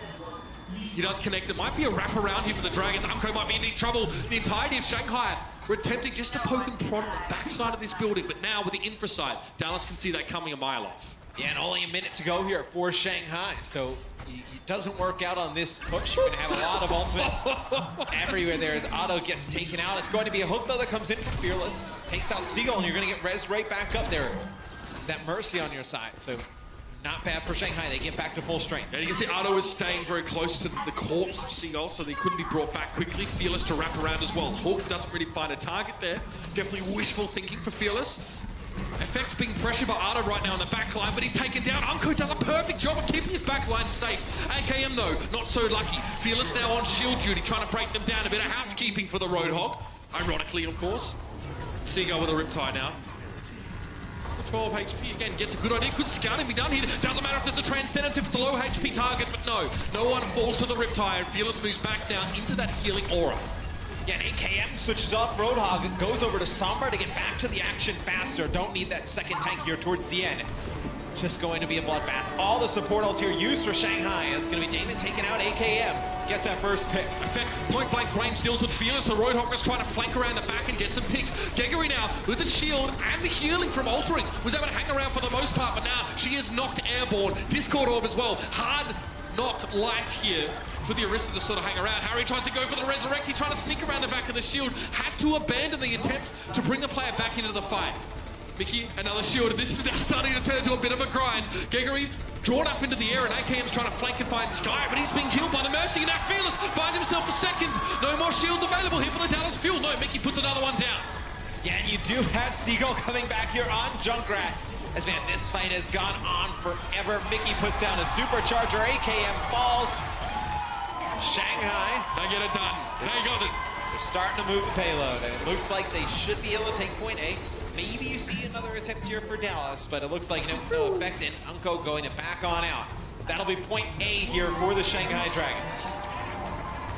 I mean, have you ever seen a better example of a war of attrition than that? Two Orisas, barriers in front, Mercy's desperately trying to heal not only the Orisa but also the other players. But eventually Dallas Fuel, they kind of run out of steam. They did have the spawn disadvantage, I suppose. They do, and that fight goes on forever here, Mitch, and there's still no real big changes in terms of tanks here for Shanghai. They're gonna roll out with the same thing. Dallas is running just a solo tank right now with AKM on Sombra. And I kind of like this from the standpoint that, obviously with Effect you're playing, and Seagull on Junkrat to an extent, you're playing a really, pick-heavy comp, a lot of front-loaded damage there.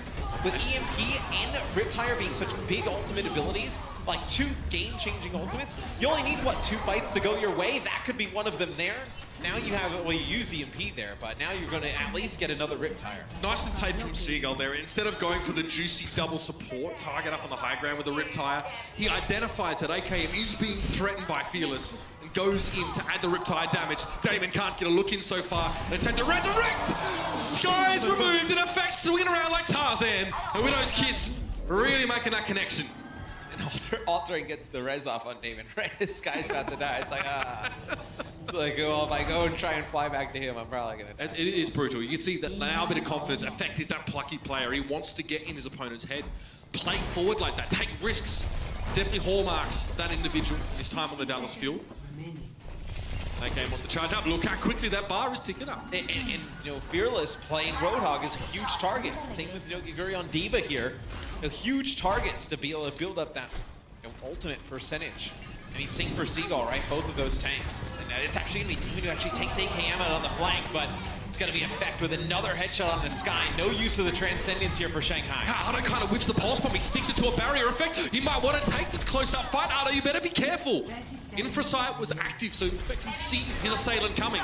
Believes that Ardo was sort of dead to rights there, and he gets smashed by Damon as he peeks out on the left-hand side. His opponent also has the Infrasight and was ready for Effect to poke around the corner. Once again, the Dragons have a tough time through most of this stage, and now they finally get going a little bit more. AKM won't have any EMP for this fight, so he'll probably just try and stall out with his body and nothing else. Puts it on the line, but that's all will get done. The Dragons will play the last stage of this map. So Seagull will switch off of Junkrat, although I believe he did have a Riptire there. He'll go over to D.Va. So that'll be the changes. Now you get 2 tanks here. For the Dallas Fuel, you're going to get a lot of aggression here with AKM kind of filling in what would have been a Tracer role in the past, right? So usually you see Tracer, Widowmaker. Now we're seeing some changes here in Stage 3 with the Sombra Widowmaker. The Dallas Fuel opt for a little bit more of a durable composition now. Re-inclusion of the D.Va. Maybe not being threatened right now. He was probably expecting to get dived on there, but it looks like the Dallas Fuel kind of ran out of it as they tried to get into the backline. Couldn't follow up and remove the Widowmaker, and now it's Effect. He's been pressured down. Giguri has the high ground. A decent on Seagull. So those micro rockets do connect. It's just a mini D.Va on the high ground. It'll probably be dispatched pretty comfortably, but Giguri has no incentive to really destroy the mini D.Va. Yeah, and Fearless gets hacked as he's coming on in, so it was Roadhog when you get hacked, obviously. Can't take a breather, can't heal yourself right up, can't use the hook, not much you can do there. They'll have to wait for him to get back in. As, the Dallas Fuel with AKM, he'll be able to get on the point. Contest, he's going to use his EMP here.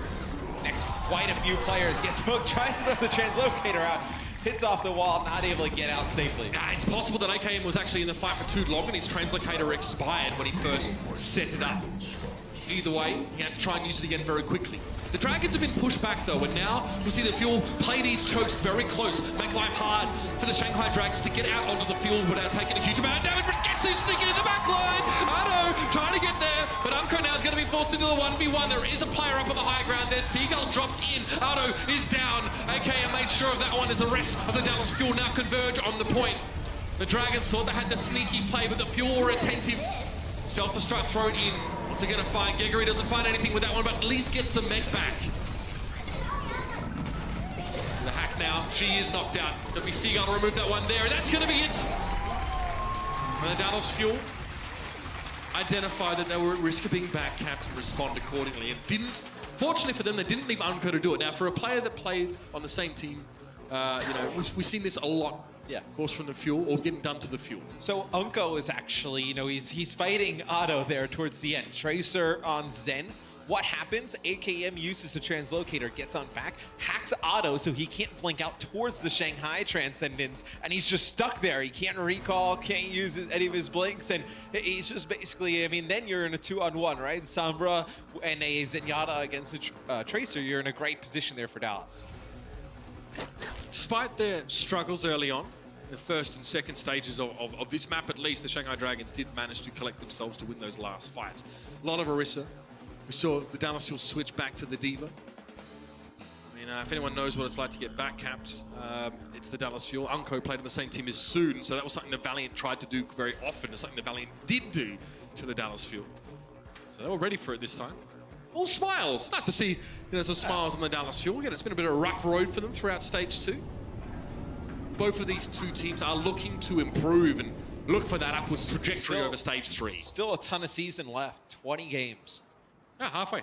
Yeah, just only halfway through. I mean, you still have a lot of games to improve, a lot of games to, you know, potentially put yourself back in the, you know, overall Overwatch League, you know, playoff hunt, or even like the stage playoffs, right? Still a ton for these teams to play for, even if you're kind of like down in the overall stand. And the Pacific Division is wide open as well for playoff contention.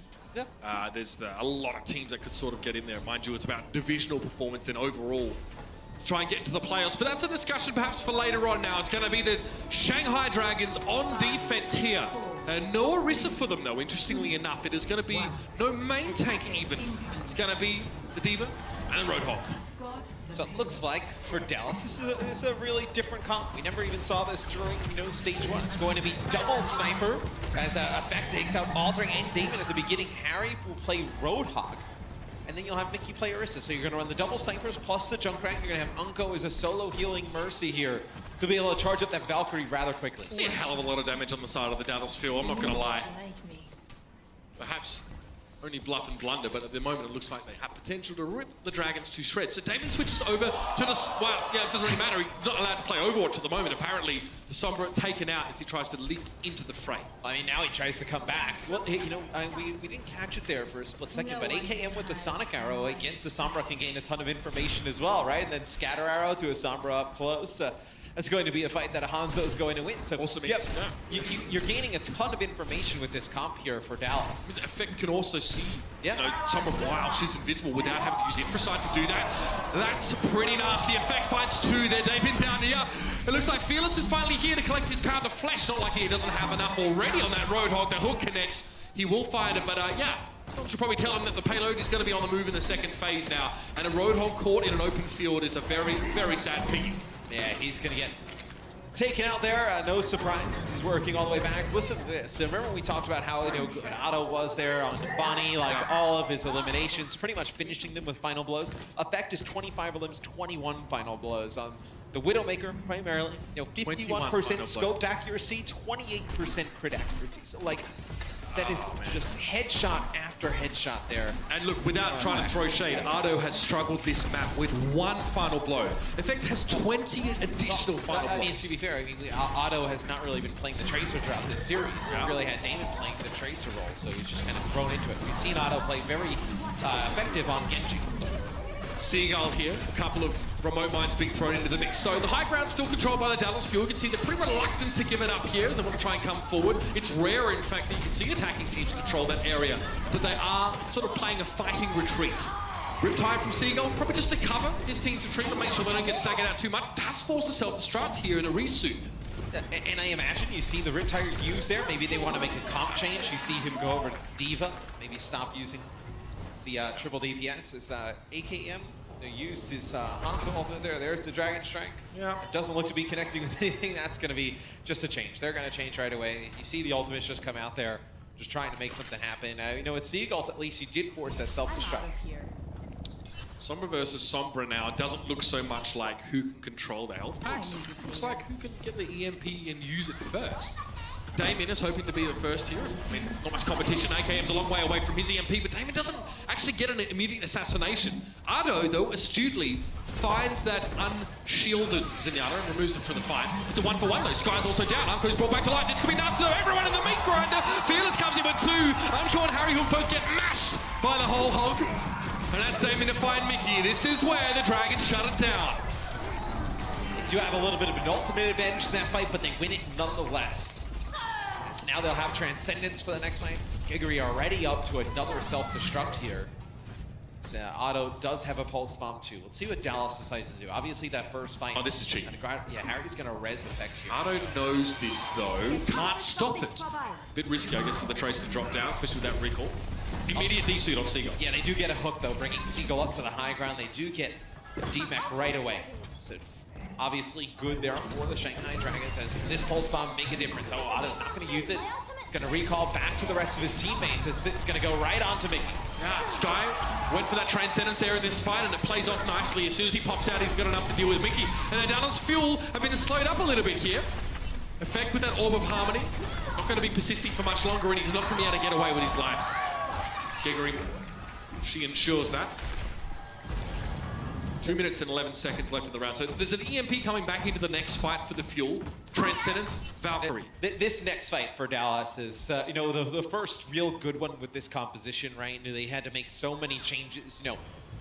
4 of their players had to switch up here, so now you get a really good look at it. We'll see what they decide to do with these ultimates. It's going to be a big EMP that comes out from AKM. Oh, that's so brutal there. A 1-for-1 trade regardless. Ado still wins out against Effect. Despite that, there might be the saving grace here as Fearless is brought back to life, but so is Effect.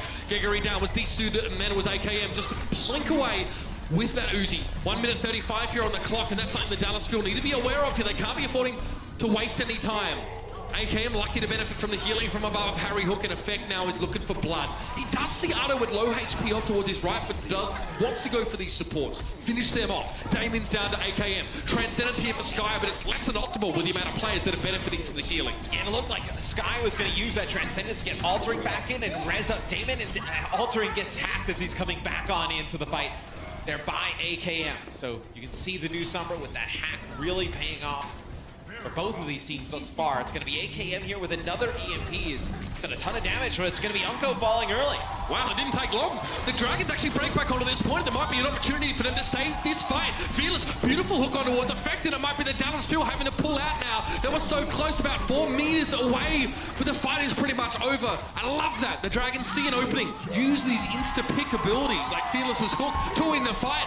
And now there's 35 seconds left for Dallas to get to that second checkpoint. And Fearless's Roadhog has been very good for Shanghai. 29 limbs, 23 final blows, 50% hook accuracy. Like, so you mentioned, you know, able to get those first picks off with a hook. That's actually massive. That's, especially compared to the rest of his team, that's just huge. Big standout performance from Fearless. That's why they put him on that flex tank. He spotted Unko down here. He's going to try and go down. Like him, back capping.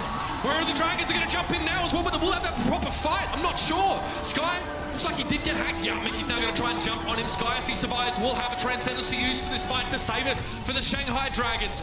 Whole hog by Fearless, being kept alive by Altering by the grace of the Mercy. Now AKM's going to get hooked in, taken down. Unko the next target. You better believe he's found it. Right click will do the job. The scrap can't find this mark, and the Dragons get themselves at least a map in this series. Not going home empty-handed, but they will be waiting a bit longer for that first victory in the Overwatch League. They played that last fight really well. You saw Fearless use that whole hog there towards the end. You know, he's great in this final map here for Shanghai, and I think if you're a Shanghai Dragons fan, overall you saw a lot of positives in this match that you can take. This roster as a whole is going to get a lot of time to play together, but the Dallas Fuel come out on top today. It's how they need to start this season. As discussed, Dallas Fuel only 5 wins prior to this game over the entire course of the season. This would be their 6th. The Pacific Division is pretty wide open, and there's an opportunity for the Fuel on the back of a good season to get there. 2 teams right now in front of you that are rebuilding. 2 teams that are looking to the future. And a map here at the end of the series for the Shanghai Dragons is definitely not going to be as disappointing as otherwise. Effect, huge in this series. Fearless really stepped up in that last map there, but Ado definitely struggled on that Tracer at times on Junkertown. Yeah, you did see Effect, though, kind of get back to what you expect him to do for the Dallas Fuel. If he plays like that, and the rest of this team starts to gel and quick. Once OG comes into the lineup, they're going to give a lot of teams some trouble. Well, Matt, we're over the hump. We're now over halfway in the Overwatch League thus far. I mean, it's been great. A great way to kick things off here. New maps back in the pool. Nice to see Junkertown's return. We don't make a play with Stella. And that's going to be it, though. We've got, of course, the Valiant versus the Dynasty after the break. Stick around, guys. We'll see you soon. The Overwatch League is brought to you by Intel, the official computer processor of the Overwatch League. T-Mobile, America's best unlimited network. And by Omen by HP, the official PC and display of the Overwatch League.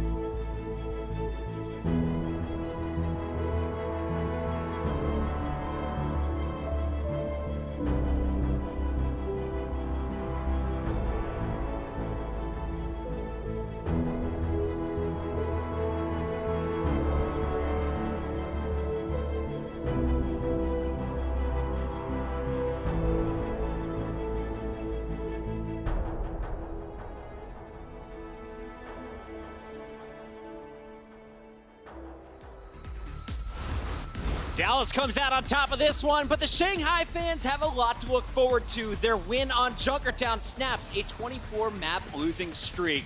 Welcome back to the Blizzard Arena, everybody. Are you enjoying the show so far? Make some noise. We got an awesome crowd in the building. It's Bucket here at the desk, and I got the crew with me. It's Bren Crumbs once again. And guys, let's start here with game number 3. It was all Dallas in the first half.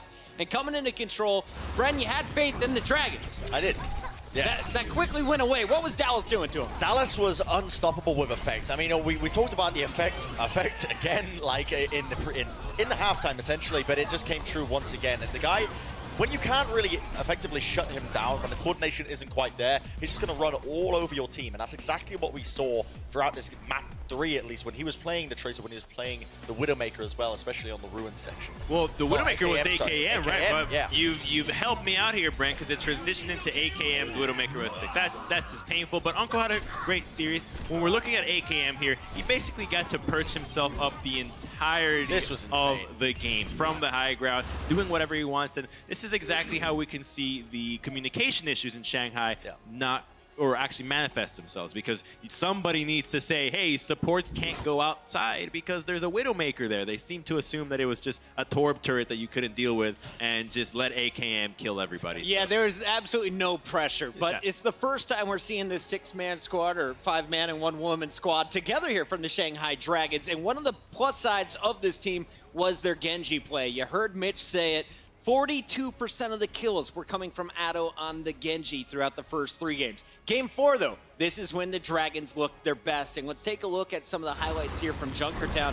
Bren, we saw AKM over for the Dallas Fuel side playing Roadhog. We saw Seagull going back over to the Junkrat. But my eyes were on Fearless. The main tank from the Shanghai Dragons was running the Roadhog. Yeah, and I've been saying since the get-go, actually, since map 1, that Fearless is probably the best player on Shanghai Dragons right now. The fact that he can flex over to the Roadhog, I wasn't too convinced to begin with, but he was turning up towards the tail end of the map. He was getting incredible hooks, great picks, was exactly what Shanghai Dragons needed. And we saw in particular, right, on Junkertown, you know, Effect, we're used to him playing the Tracer, and he's having huge impact just by basically 1v2ing the backlines every single time. But in this case, he was forced to play the Widowmaker, right? And on that Widowmaker, if you can't have the same performance as he was having on the Tracer, suddenly Shanghai starts to play a lot better. And it just, again, reinforces our point about Effect being like the one who's just pushing his team forward with so much momentum. Well, I do think he actually got to play almost as well as before. Like, how much more can you ask of what he did in Widowmaker for the first point? However, we are going back to Junkertown, and we have to address that the map pool has changed. And a map like Junkertown, if you don't remember off of stage 1, is a very snowballing map. You're basically guaranteed that first point. And the transition into the terrain on the second one is a lot more complicated with all the levels and rooms that you have. So Effect has a much harder time getting in there, and that's where coordination has to shine in. And Shanghai had better there, and they were actually able to push through to the 3rd and win the map. Now, we know that OGE is not available on the main tank for Dallas this week, right? He's still serving the end of his suspension. He's coming back most likely in week 2. Does that free up Effect to go back to the Tracer and we see more dive out of the Dallas field? Or do you think throughout Junkertown, throughout stage 3, this could be the composition we're looking at? I think for Junkertown in particular, you are going to see mainly that composition. They're not going to switch it up to dive usually because of the way Junkertown plays. It's big, it's open, it's vast. You can play those sort of compositions where you're running the Widowmaker, you're running the Mercy, the sort of pirate ship strategy as they call it, where you have the Bastion on the cart. So I don't think we're going to be straying away from that. But what I would like to see is Dallas actually playing dive outside of this when OGE comes in and it's more of a staple. They kind of did it, though. They're running the Tracer Sombra, and I think that's the best thing that we've seen from Dallas right now. In Volskaya, it was great. In Numbani, it was sick. So Tracer Sombra for this team seems to be the way to go. And you can deal with other Tracers as well, so you can give anybody a hell of trouble and have Effect just look like the God Tracer on the field 24/7 if you've got an invisible partner to back you up. Excited to see what's going to happen for the Fuel moving forward. Their next match is against the Gladiators later this week, but let's close out this segment talking about the Shanghai Dragons. So many fans here in the room. Show some love if you're a Dragons fan, cheering them on today. Shanghai has to be proud finishing this series with a map win, and we got an early preview of some of their new players. Let's take a look at these guys and walk me through one by one. What did we think? Otto, Fearless, Damon, Gaguri, Sky. Not names we saw back in stage 1. No, absolutely not. And honestly, it's the Ado Fearless show for me. These two guys on the main tank, and when it's Genji as well, Ado was unreal, to be honest, throughout this entire game.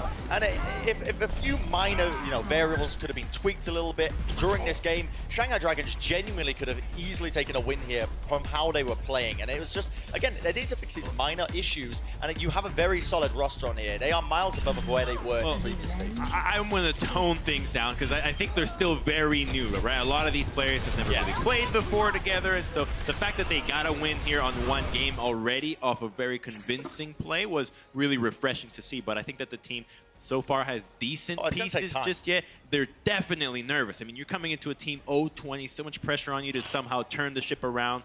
You can't expect it to happen overnight. So I think that the team should take a couple of weeks to vamp up. All right, we'll get another look at Shanghai Dragons. They'll be playing the Valiant for their second match here in Stage 3. But this is the first official match of Stage 3, and that means it's time to crown our player of the match, sponsored by Omen by HP. Effect! The Monster, games 1, 2, and 3, lighten up the scoreboard. What was it, 31 and 5 throughout his first 36 and 5, Thank so you. even more. Yeah, across the board, this guy was honestly unreal. Like, he had a monstrous performance that you only really see every couple of games. And it's surprising as well because Effect wasn't playing as well in the previous matches, but now we see him. I mean, he was on fire. It's the promise ring power. Once you commit to everything, you can truly focus on the game now, and that's what he's doing. You can fully devote yourself to just carrying the Dallas Fuel, and that's what he did today. Look at that. 96 and 14 overall if you're looking at his limbs. Very impressive numbers across the board from one of the best tracers in the game. That was Effect, our player of the match. But guys, coming up next, we got a big series for you. Make some noise. We got the Valiant, we got the Seoul Dynasty, and you don't want to go anywhere because remember, halftime, we got Jeff Kaplan sharing some special news here in the Overwatch world. We'll be right back with more Overwatch League.